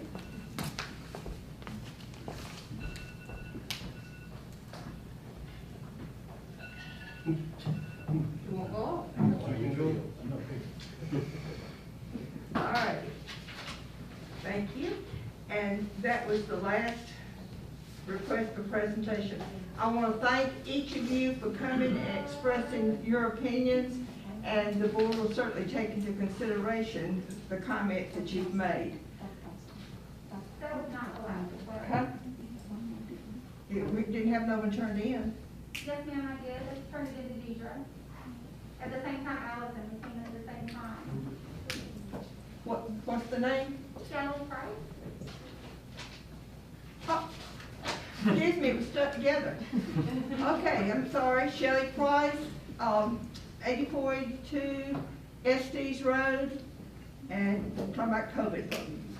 I'm sorry, it was stuck to the other one. I flipped them both at the same time. No, that's usually the yes, I'm just going to beat the dead horse for 3 minutes. So I just wanted to take, a little bit of the board's time for the same reason, which, I was kind of surprised when y'all voted to not put any pandemic precautions in place, which is in direct opposition of the CDC and the American Academy of Pediatrics. I mean, I realize the governor gave us leeway for each district to kind of do what they wanted to do. I was just surprised there were no protections in place for the kids. The vaccination rate, which should be a little bit higher, is only 10% in Monroe County right now. So you either have to vaccinate or you have to mask. And we're obviously not vaccinating in Monroe County, not for the lack of trying, just because that's what a lot of people are choosing. But the cases are up 73% just in this week. We've had, 68 kids positive and teachers this week. That's a lot, because every one of those people goes home. They go home to grandparents taking care of them. They go to high-risk spouses. They go to elderly parents. I'm taking care of my dad who has Alzheimer's. I have a special needs son at home who can't get vaccinated right now. And my kid that's in Monroe County brought that home and was exposed in just a couple of days. I mean, we went from 0 to 68 like that. As a parent, of course, I'm asking for universal masking. That makes the most sense. Distancing at school, whatever we need to do to mitigate those circumstances. I, like Allison, am a healthcare worker. I have been seeing COVID patients almost every day, definitely every week for 16 months. I mean, that's a lot. And I have done it day in and day out, and it's hard. It is really hard. And the fact that Monroe County schools really have a chance to be a part of the solution to this problem. We have, 4,000 kids and all going home to people. I mean, If we just did a little bit to make that better and just the simple things that we could do, we could be part of the solution to this problem instead of making this problem worse. So I know that we can do that, and thank you for your time. And that's Nick, did anyone else turn in a paper and I didn't catch it? I apologize again, they stuck together on me. All right, thank you for your participation and thank you for your input. Dr. Hickman, Yes, ma'am. would you talk about COVID-19, please?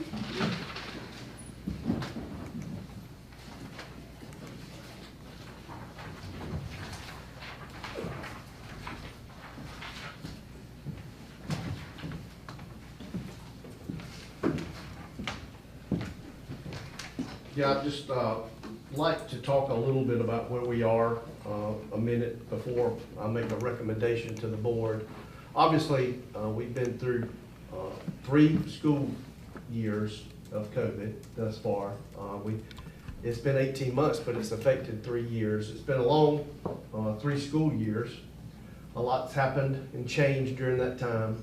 We've had spikes in cases, we've had lulls in cases, and just been up and down all over the place, and we've tried to stay up with that, trying to provide the best we could, whether it be face-to-face, online, hybrid, both. We've done all of it, and we've tried to do everything that we can to try to keep kids in school and understanding the importance of school and learning. So just so you know, I'll give a little bit about me. I've had COVID. I had it really bad. I was out of work for a couple of weeks, around a temperature of, I think, 101 for 11 straight days. But I was okay. I did get pneumonia, but didn't have to go to the hospital. I did have to, it was to the point where it scared me enough I had to go to outpatient because I didn't know about the breathing. It was getting rough and I was getting scared. It's probably more me being scared, but I still struggle to taste some things, but Jews, I'm doing okay too. Sometimes I just don't care what it is, I just eat it. The smell is the one that gets me. I can't smell it like I used to could smell like smoke anywhere I could be, but I can't smell any like I could. But it's coming back a little bit at a time. So I think we've all been affected by COVID somehow. My dad almost died from it. We had a staff member here pass away from it, and so it's affected everybody, and I think we all know that. But I think, and I'm speaking as superintendent and for our staff and our school system, I think masks are a part of the solution. Obviously, since I'm wearing it, I feel that it does help, but it is a part of the solution, just like vaccination is a part of the solution. We've had quarantining be a part of that solution. We've had hand washing. We've had distancing. We've spent $400,000 on filtration for the air handling unit. So we've had a lot of things that have been part of the solution to try to solve this riddle that continues a moving target for us, and it's been very difficult for the entire world. And so even though I know that masks are important, and if I'm gonna recommend any type mask wearing, then I'm gonna be the first to do it. I'm never gonna ask somebody to do something that I'm not willing to do. But some things to consider, and we have to consider, and I always said this to somebody the other day, we're living in the school system is kind of between a medical pendulum and a political pendulum. And it's rocking back and forth, and we see it play out night after night and day after day on TV and in school systems all across the nation. And educators are kind of caught in the crossfire because we're practicalists. We have to make it happen every day when those kids come in. And we know how things can work and how they can be difficult at times. I've done everything in the school system, from being a teacher to a coach, assistant principal, principal. I've done just about everything and enjoyed every second of it. But school lends itself to certain types of relationships, certain types of actions, and a lot of times restrictions kind of cut that off a little bit.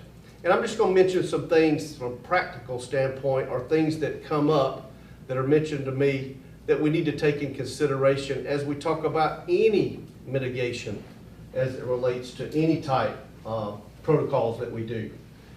As it deals with masks, several concerns is the practicality with certain age groups. I visit a lot, and I visit a lot of the younger classrooms, and sometimes I was telling somebody the other day, it's hard for them just to get in line or make sure their shoes are on, much less making sure if they have a mask on correctly. They can wear it for a little while, right? But for 7 hours during a school day, I don't really know about that. That's a challenge. It's something we could try. But the practicality of that for a lot of the young ones, and they're the ones at risk the most, they're learning at that point. They're learning to read. They're looking at the teacher's lips as they read books and their parents and things. And a lot of times it's important to see a face. I know that sounds weird, but it is. A lot of the kids need that. So the practicality with that. And when we did the 6-12, if you remember, we had a really rough spell last November, December. And we actually went to the AB hybrid schedule, and then we mandated masking at that time. And we had a lot of kids that were unable to mask for lots of medical reasons, whether it was 504, some were special needs children that had issues. So I'm going to say we probably had 10% that couldn't mask anyway, for whatever reason. That was just the facts of doctor's notes, and we had to, some kids couldn't breathe correctly with them, and just lots of different things. So that is a concern as we talk about any type requirements. As for the masking itself, as a former administrator, the monitoring and the consequences are kind of there. If you say, well, we're going to require masking of everybody, you know, for the staff and for the students, what if they don't? Because a lot of times it's for kids, a lot of times they'll just do whatever you say, but sometimes the parents don't want them to do it, or somebody doesn't want them to do it. And then what happens? Do we send them home because they're not masking? I'm not sure that's the right thing to do either. So there are lots of things there as it relates to being able to monitor, and then, you know, are we looking at, if we do that, do we punish kids that don't? I'm not sure about that aspect of it. We've transitioned during COVID to offer opportunities at every turn, really. We've actually, now we can offer a choice of whether you want to have an online education or you can have a face-to-face education. We've actually, one of the things that we've begun to do, and I'm going to actually recommend, is you have an option of whether to quarantine or not based on whether you want to be, you know, what the parent wants to do with the child if they've been exposed. We've had choice at kind of every turn, and it seems like that choice, we've had that everywhere, but as it relates to this particular intervention, if we mandate it, maybe we're not offering that. And I always feel like choice is probably the best option when you're talking about education and the different mitigation protocols that we've talked about. There are lots of them. I mean, we talked about CDC, and Department of Public Health actually gave us, if you read the latest administrative order, gave local districts the ability to redesign their local plan to maximize face-to-face instruction. And so local districts were basically charged with trying to do whatever they could to keep as many kids in school as they could so that they could learn, because they knew where we were last year and since March of the previous year. So we developed one that was probably least restrictive at the time. We felt like we needed to go back to a normal, I mean, that's what I was hearing from kids and parents. I think that was what people needed to see and hear. Obviously, since we decided that, things have really changed, and the data has changed. The data is up all over the state of Georgia with COVID cases. We are probably, in our particular health district, probably in the middle of those. We've got Crawford that's a little bit lower than we are, Bibbs a lot higher than we are. It's kind of all over the place. Positivity rates are up on the tests. So we're in a difficult spot. We have been through those before. It is, we hear about the Delta variant. It has changed. We understand that. But I would just say, and I'm going to go through the things that I would like to recommend to the board that we do. And we realize the situation, but there's our kids need school too, and they need it in the right way. And that's why I'm recommending what I'm recommending. I would like to highly recommend masking for staff and students in school settings. When we put it out to begin with, basically we said you could wear one if you wanted. Well, if we highly recommend it, my leadership staff will be encouraged to wear a mask. I will do the same. I think that's important as we move forward, and I do think it's a part of the plan, the total plan of getting us back on track, but not the only thing. I would highly recommend that unvaccinated staff and students 12 years and older receive the COVID-19 vaccination. The only thing that I can see, even though people get it, the only thing that I've seen that's really surefire is really the bad outcomes as it relates to vaccinated versus unvaccinated people. And usually that's of those that probably are above 40 years old. So we know that's probably the best way out of this. The littles can't get the vaccination, hence we have to have some things to provide some cover there for them. Contact trace, we will work with the Department of Public Health and our health department here to set up vaccination schedules for willing staff and students. I've seen other districts that put out advertisements for their kids that are eligible to set up times that they could actually, we could partner with the health department to provide that at the health department or at the school or both. We could redo what we did in April of last year for our staff to make sure that they are vaccinated, because to me, again, I think that's, of the things that I've looked at and read, that's probably the most important thing we can do 12 and over and make it and have an impact. Contact trace exposures within 6 feet for 15 minutes in the school setting. We did, because last year the contact tracing was taking up so much of the school day where we were at that time trying to get back to normal. We were just going to notify staff, parents of cases in that room. It's just quicker to do. You can pull it. But there is a need, I think now with what we're seeing in the cases, that we identify those kids within 6 feet for 15 minutes in a 24-hour period. And then we provide a call to those parents or communication and let the parent determine whether that child quarantines or not. We've had a lot of parents that call me. They may want to keep their child at home since they've been exposed, and they would have that option. On the other hand, if it's somebody that has been exposed and they're not showing any symptoms, we feel like they should be able to come to school and learn, okay? And that way we can keep face-to-face kind of thriving, because the key to face-to-face is having kids in class to teach, okay? And so that's part of what we're trying to do. I think everywhere's trying to do that. It's difficult. I would like to see us, household contacts of a positive case will be asked to quarantine. We've had some confusion with that. And obviously when I got it, I think I got it first in my household. Everybody got it. And typically that's how it happens unless you go to some great lengths to keep separated, okay? So if we've got a household member, we're gonna ask them to quarantine until they follow that quarantine procedure. There are 3 options, and we'll continue to, we can do that according to what CDC recommends, as well as the DPH. Absences for opting to quarantine will be excused, and obviously those kids can make up that work, or they can do it online through Google, whichever way that teacher would like to do it. We're good either way. We'll let the teacher have some flexibility with that. We would like to make masking mandatory on the bus, and I'll explain why. Typically, within, whether you're in a class, elementary especially, you're in pods, and you're pretty much with your team or your people in that class pretty much all day. Well, when you get on the bus, in the elementary levels, we got pre-K through 5, and then high school we got 6 through 12. So you're going to get a huge mixing of people on that bus. So I would recommend, because you got so many different factions of kids on there, that we require masking on the bus. Many of the school districts, I've spent a lot of time talking to other districts and what they're doing, and we've typically been doing what districts that we normally compare ourselves have been doing as it relates to COVID.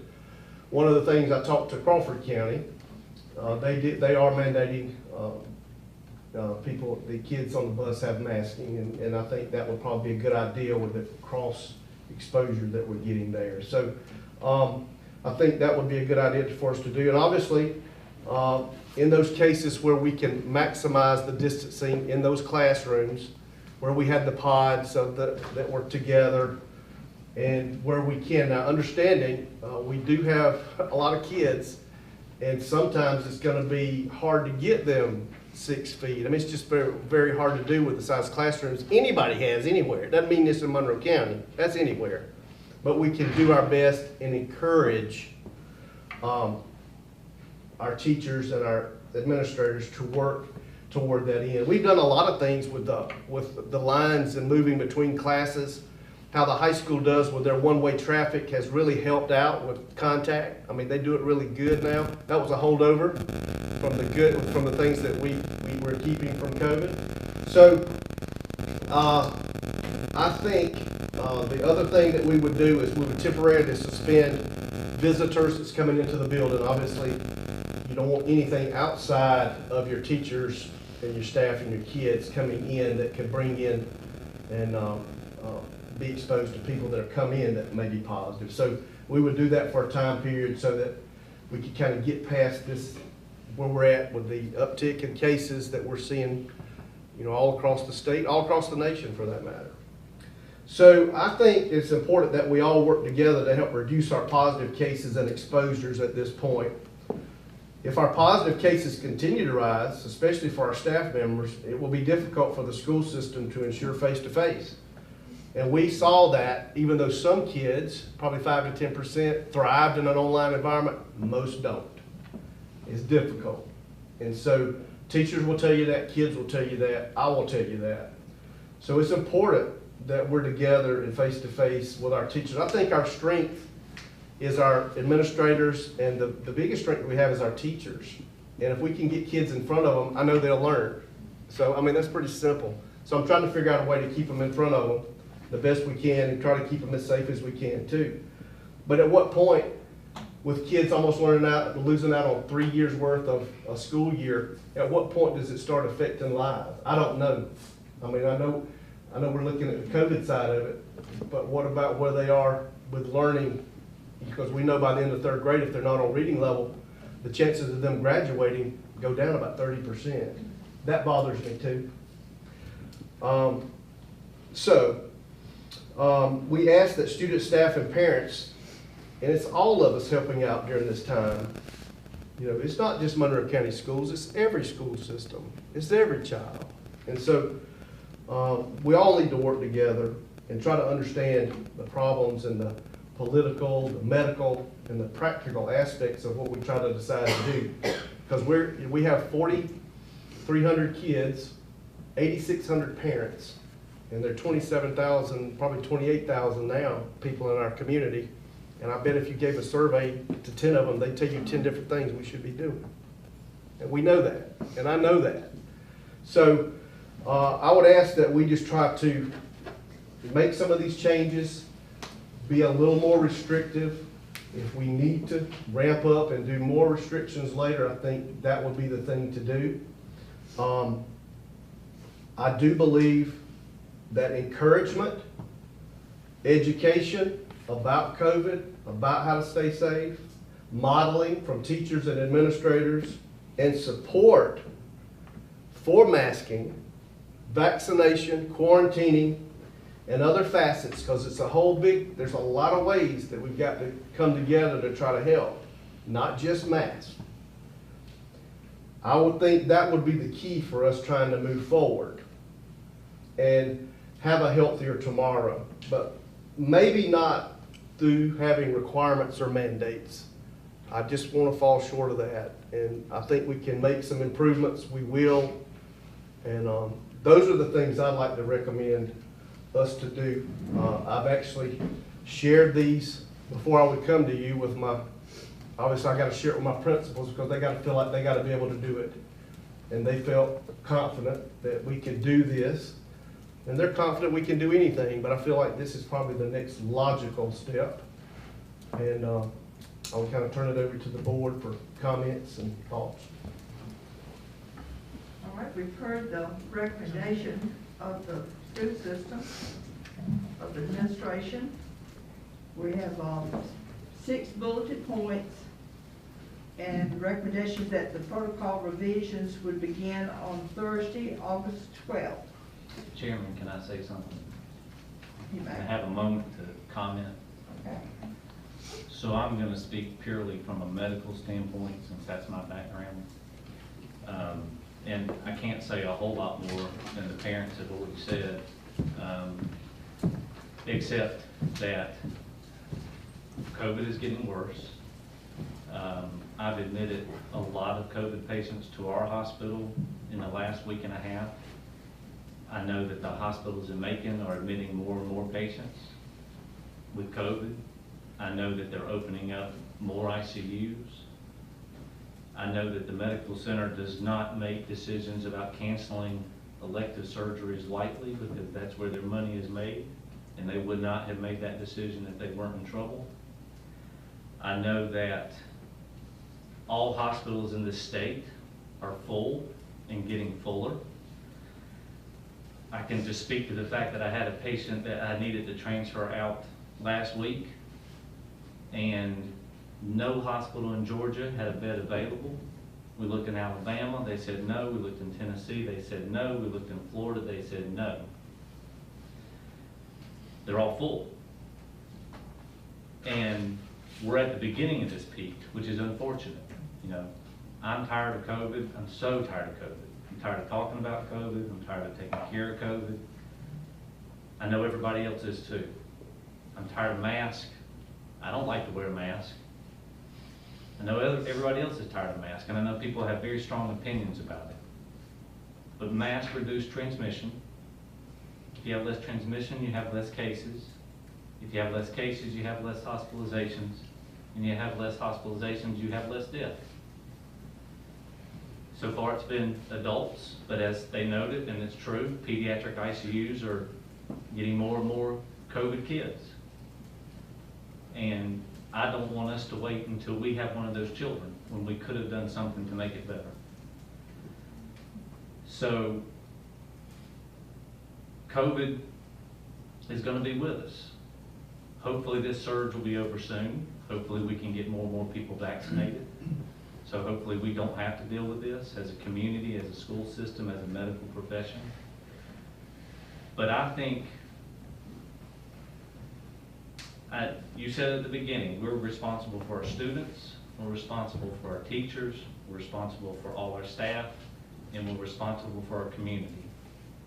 And these kids are going home with their parents, and they're going home to their grandparents, as somebody already said. And those are the people that I'm going to be seeing, doctors in Macon are going to be seeing. And we need to do everything possible to reduce that risk. Are masks perfect? Absolutely not. Do they reduce risk? They do. These guidelines come out for a reason. I know some people don't agree with them, but if you have the preponderance of evidence saying that this is what we should be doing, and the experts all say that this is what we should be doing, then we should be doing it. And I think that we should all come together and try to make sure that our community stays as safe as possible. So I think that we should go back to wearing masks in schools. We know that highly recommending doesn't work. All you gotta do is look at the last 2 weeks of the school year last year. What happened when we went from mask mandate to highly recommended? It plummeted. Kids don't want to wear them, and I understand. I would not have wanted to wear it when I was a high school student either. They're going home to a parent or a grandparent. So I think that as a school system, we should do the easy things. There's a lot of hard things. There's a lot of hard things to do for COVID, but there's some easy things. And asking people and asking students to wear a mask is not hard. So I think that we need to go back to requiring masks for students and teachers. And I'd like to do it for just a limited period of time. I mean, I don't want to be having kids in masks for the whole entire school year. But I would propose that we have mask requirement at least for the next 30 days until the next school board meeting. And as fast as this Delta variant is burning, things might be better in 4 weeks. Our case count may be in half. It may be a quarter of what it is today as fast as it's going. It might not. But I think that we can say that we're going to mask up and do what we can to try and stay in school. Because if we reduce transmission, we improve our odds of staying in school. And that's what everybody said. They want to stay in school. We want to stay in school. We want our kids in school. And that's where I want them to. Because we know they do better in school. And we improve our odds of them staying in school if we reduce transmission in schools. So I think even though it's hard, and it is hard, but we can do the hard things. You know, we can work through it. So I would like to see the school board support requiring masks for our students and teachers and other staff members to protect the students, to protect the teachers, and to protect our community at large. Thank you. Anybody else? Yeah, I've been doing some research the last couple days, and I understand Dr. Goodwin's a doctor, but there are also lots of other doctors out there. And there is also now a lawsuit against the CDC and the FDA because they've been censoring the reports. And in 3 days, over 45,000 people died from the vaccine. But did we hear about it? No, we did not. They're not reporting the people that die from the vaccine. And the kids, when you have a mask on and you're breathing in the bacteria from your mouth, that hurts your immune system. And I don't have a problem with people wearing masks. I think if you need to wear a mask or you want to wear a mask, you should, but I can't. I start hyperventilating. And I know everybody goes, well, that's all in your mind. Well, you know, it may be, but it's my mind. And I can't breathe. And I can't turn around and tell my child that she needs to wear a mask if I can't wear one. I can wear one right here, but I can't put it over my nose. But your immune system is what God gave us to heal us. And that's not funny, because God is God, and nobody else matters as far as I'm concerned. But we have natural immunity to heal ourselves. And I did the research, so you can shake your head. But in 2020, children's suicide went up 5-fold. Y'all, that's a lot. Because we're hurting our children by not letting them have a school year. And I also heard another doctor, this was before COVID ever come out, say that if you start taking vitamin D in the winter months, that it helps your immune system. Well, I did that with my daughter because she had gotten strep throat one year. Well, the last 4 years, she has not gotten anything except for maybe a slight cough or a sniffle. And this other doctor said that vitamin D and vermectin and zinc he gave to all of his COVID patients, and not one of them went to the hospital, not one. So the key is keeping your body healthy. We all need to exercise and get up off the couch and put stuff in our body that's good for us. Take vitamins. It works. I've seen it with my daughter.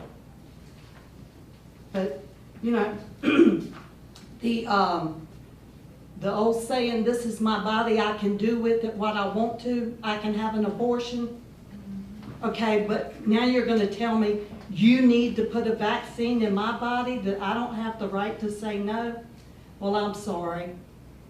Our forefathers fought for our freedom, and I will continue to fight for mine.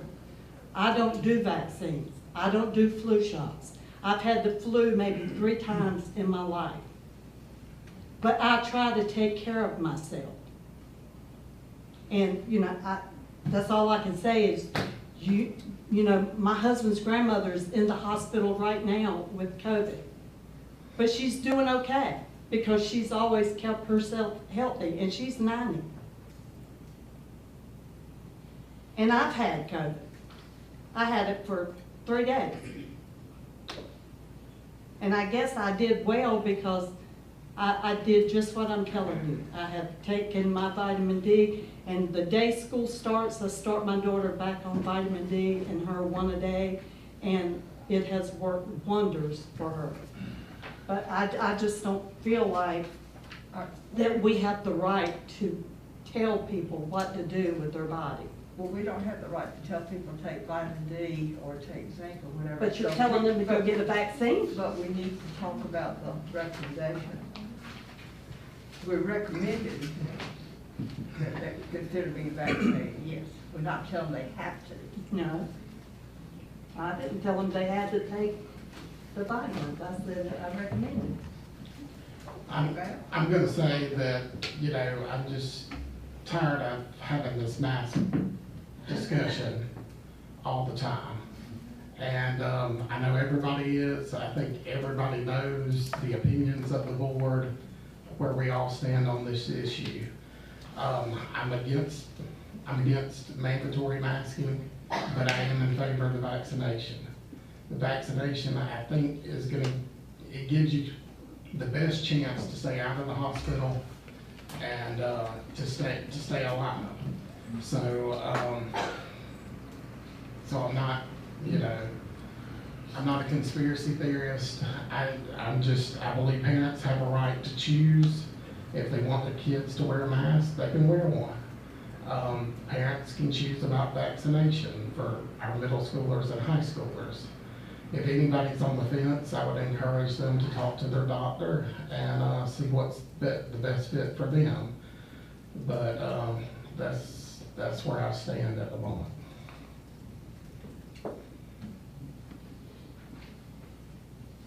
Well, as far as the recommendations, Dr. Hickman, I think they're mostly, I could agree with them. Like I say, you've got sentiment on both sides of the discussion. Some people are going to be a little more committed and heated one way or another. Like I say, my concern is, even with high recommendations, everything is, for me, it's more freedom of choice, whether people want to go along with that or not. But when you start pulling that away from people, is not okay with me. That's a line with me that I'm not going to cross. The highly recommendations of things, my concern is, and we've seen it out in public here and there, intimidations. Okay, whether someone wants to wear a mask or not wear a mask, vaccine or not vaccine, that is a choice. Whether you want to consider it your duty to betterment for you and others, or your duty just the opposite. Okay. The problem with me is intimidation. We shouldn't have to have teachers, and I'm not saying this is happening, I'm just saying people in general will turn around and say, well, you need to do this, you really need to do this. Once you said it, and I think that's some of the instruction we might want to pass on to staff.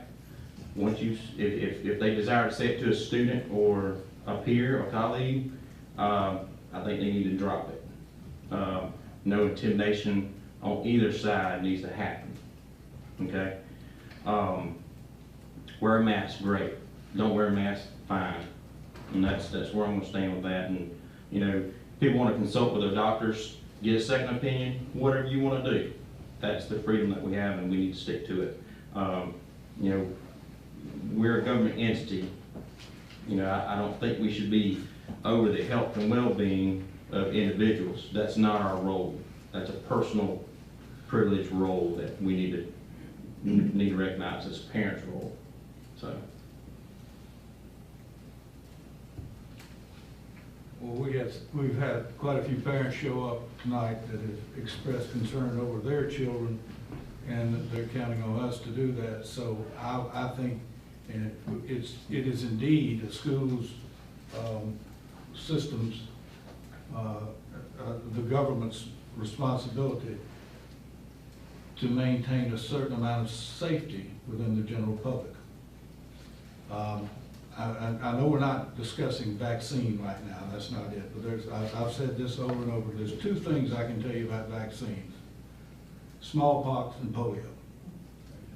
And yes, I've done a little research, the federal government, the U.S. Supreme Court passed had a decision in 1905 that yes, for the public safety, you can require vaccines.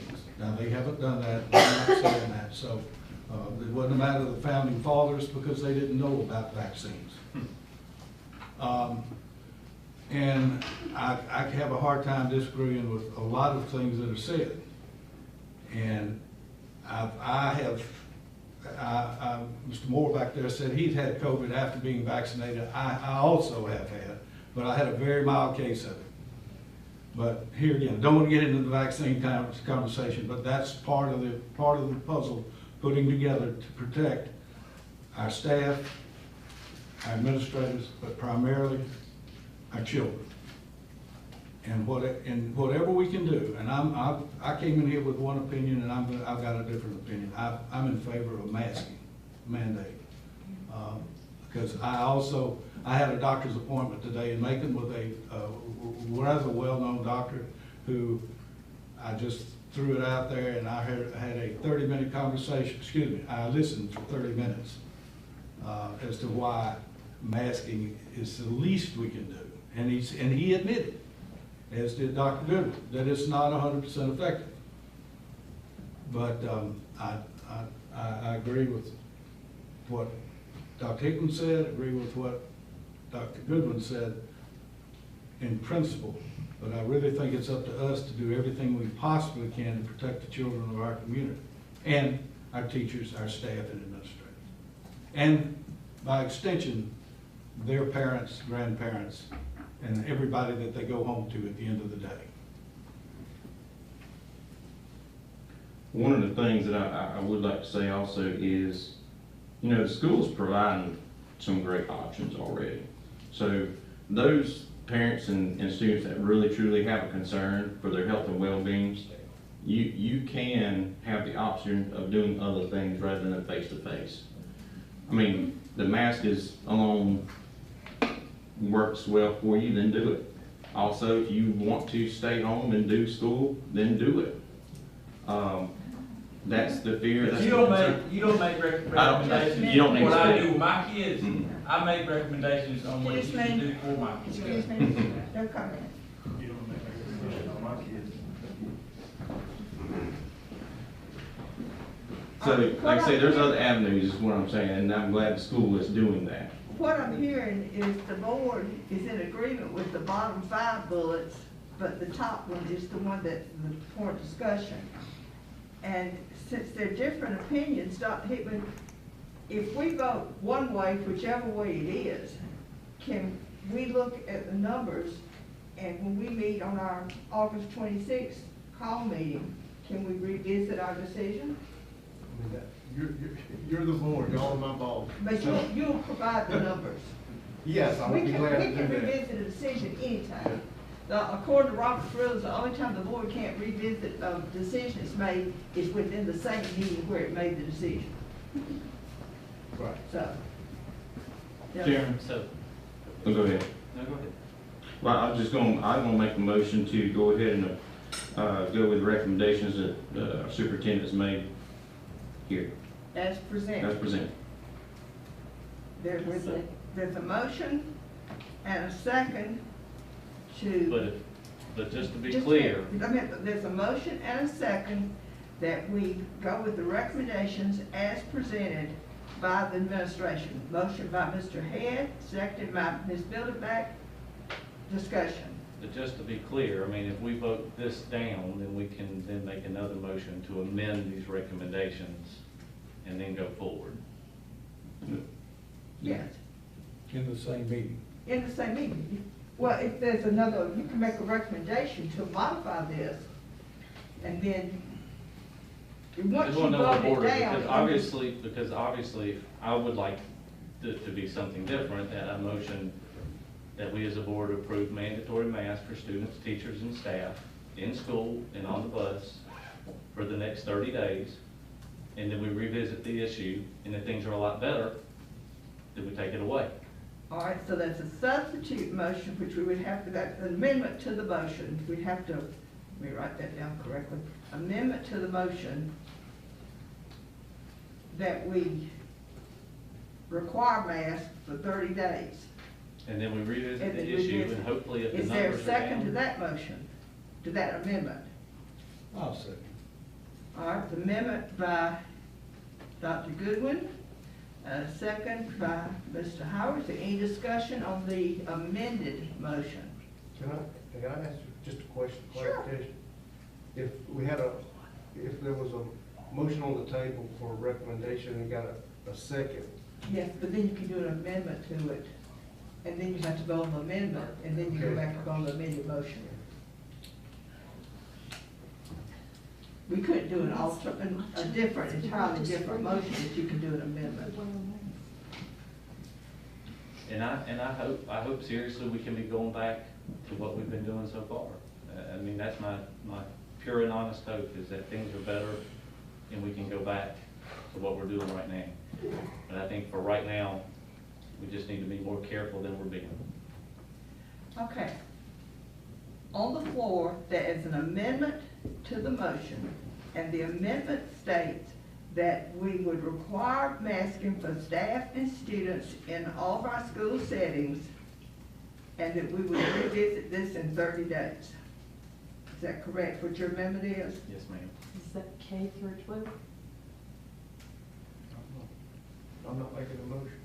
Is that K through 12? Is it pre-K through 12? Is it 1 through 12? I mean, I think with these pediatric cases soaring like they are, we gotta try, and I know it's difficult. So I know it's difficult with the pre-K little through kids. 12. It's pre-K through 12 with these, and I know it's gonna be hard, but I think we gotta try. And- They just read them, Excuse me? wear a mask. Ma'am? No, Okay. nothing. All right, the vote on the vote before the board is an amendment to the motion, and the amendment says that we would require masking for staff and students pre-K through 12 in school settings, and the remainder of the administration's recommendations would be as is. Is that clear to everybody? All right, all in favor of the amendment to the motion? Ms. Evans, did you hear the amendment?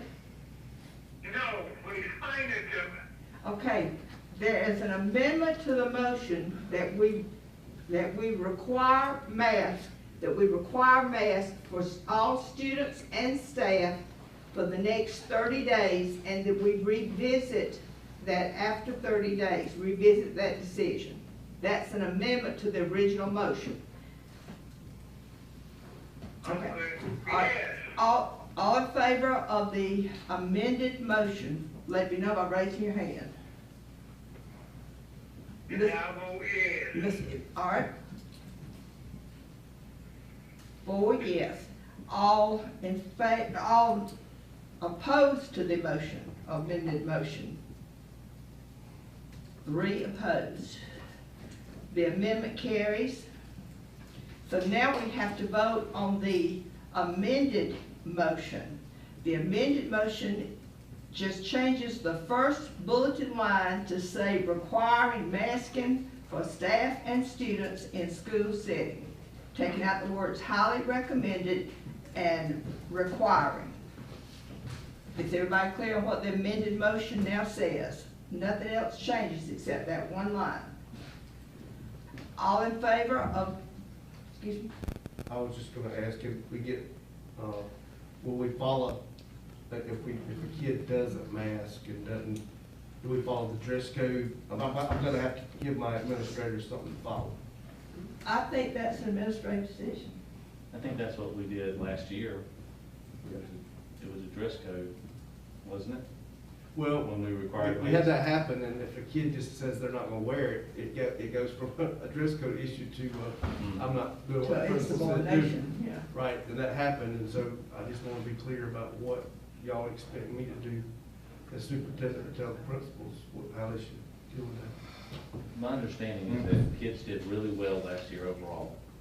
You know, we talked to Dr. Finch in that meeting, and he said, he admitted there weren't a whole lot of problems.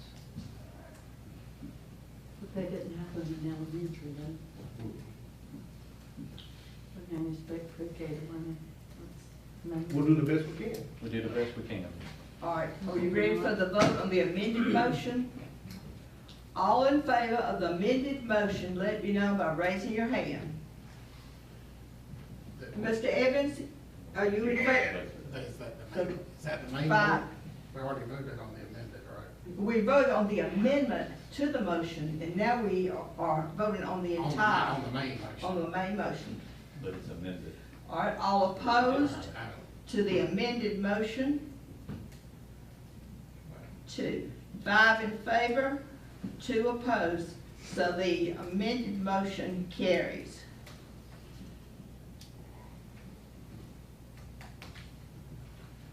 I think another this may be an administrative issue, but when does this become effective? I think you need to. Well, it said on there. Oh, okay, excuse me. All right, right, I've got it. Chair. So we didn't change anything I'd else. actually like to change my vote to a no. He thought you said amended, I think, when. Yeah. I was thinking we were going back to the main. So it's 5 and 3. So it's 4.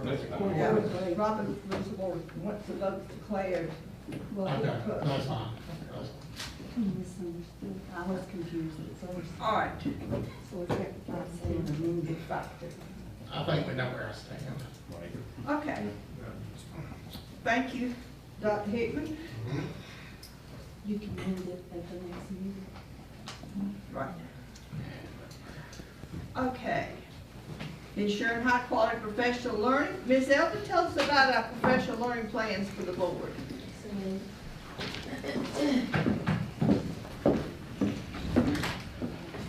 So now that we've completed this past year's board training plan, it's time to put some dates in place for this school year.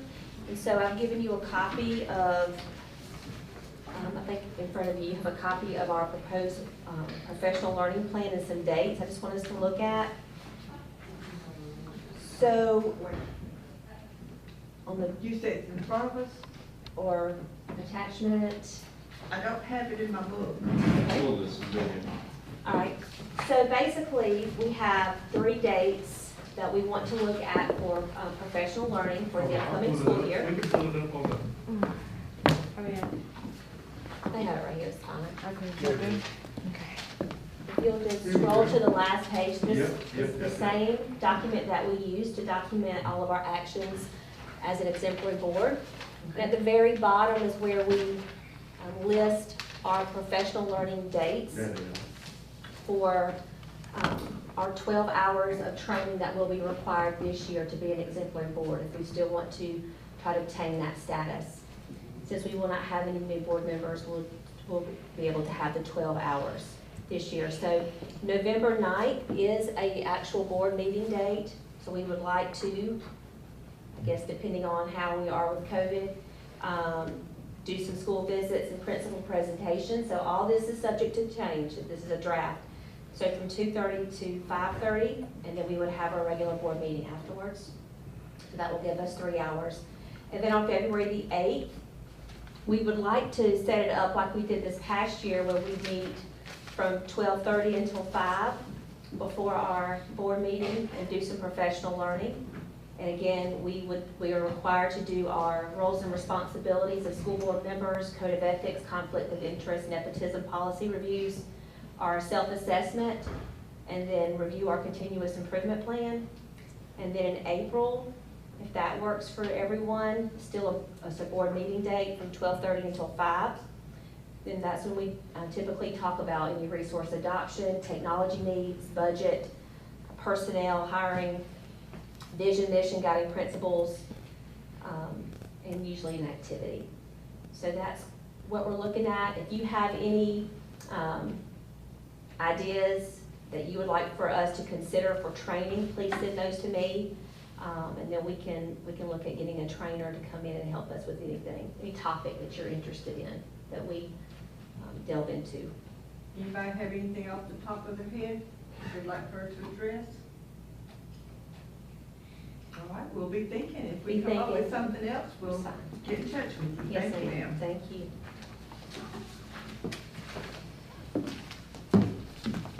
All right, the chair will entertain a motion to go into executive session for discussion of personnel.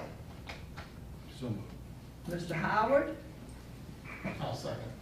Mr. Pippin, all in favor of going into executive session, let me know by raising your hand. Mr. Evans, executive session for personnel, thank you. All right, we're now in executive session.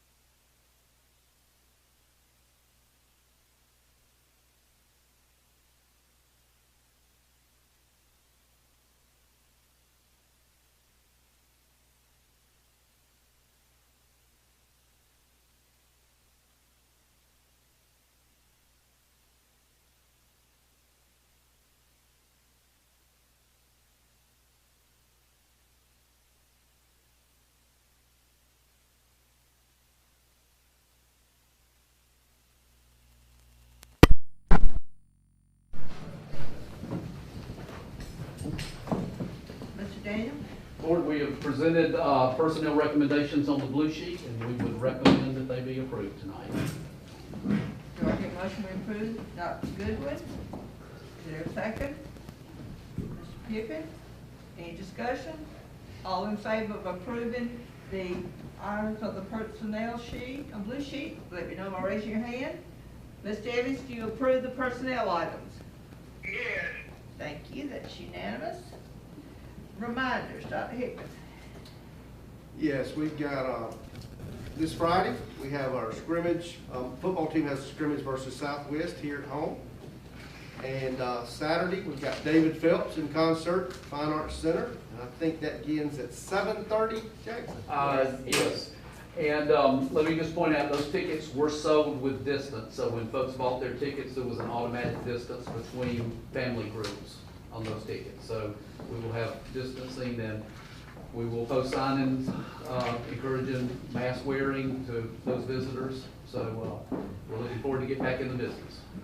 And Friday, August 20th, we've got an opener, which will be at home versus Towers. Where is Towers? I think it's in the metro area, so I don't know exactly where. And then we've got senior night then, and 26th, as Mr. Daniel went over a few minutes ago, on the call meeting to finalize the millage rate at 5:30 p.m. And then Saturday, August 28th, we'll have Sandy Patty in concert at the Fine Arts Center. And I think that's 7:30 as well. Yes. I think that's it. Unless somebody else has some other reminders? Yeah, I got one thing. When we voted on our mask mandate, of course, we changed it to requiring masks for staff and students in school settings. School settings includes athletics and every event. Okay. And say that again.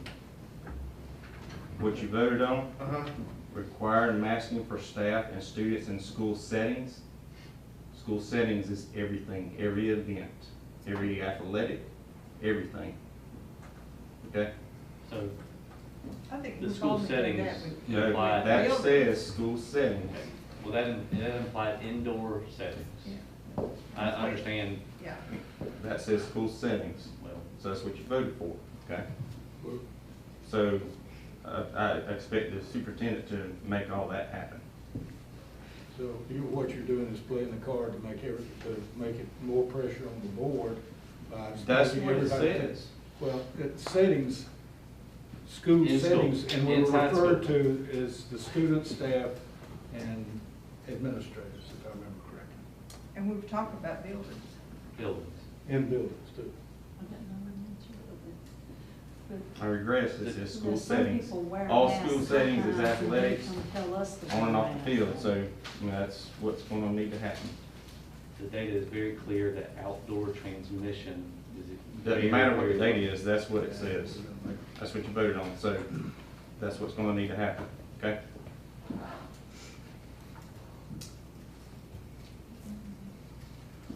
I make a motion, we have a call meeting tomorrow night to resolve this issue, since we can't revisit it tonight.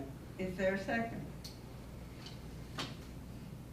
There's a motion on the floor by Mr. Howard, seconded by Dr. Goodwin, that we have a call meeting tomorrow afternoon at 5:30 Correct.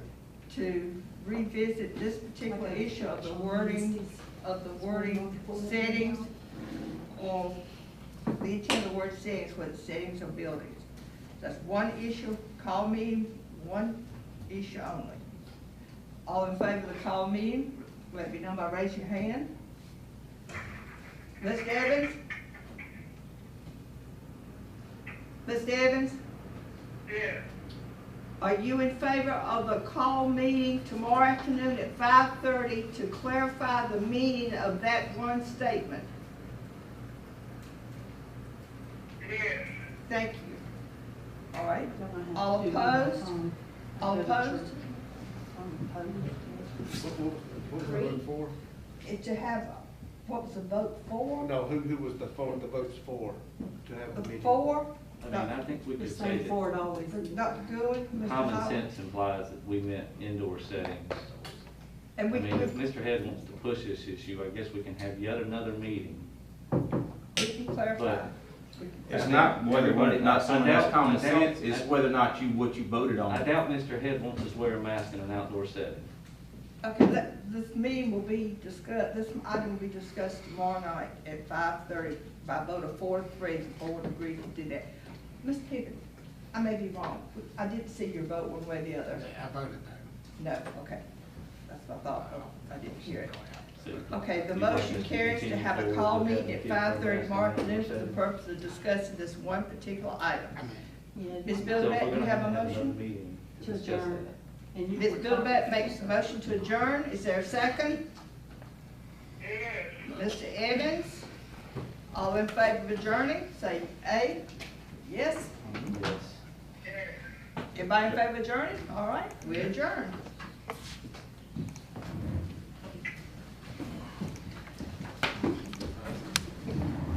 We meet at 5.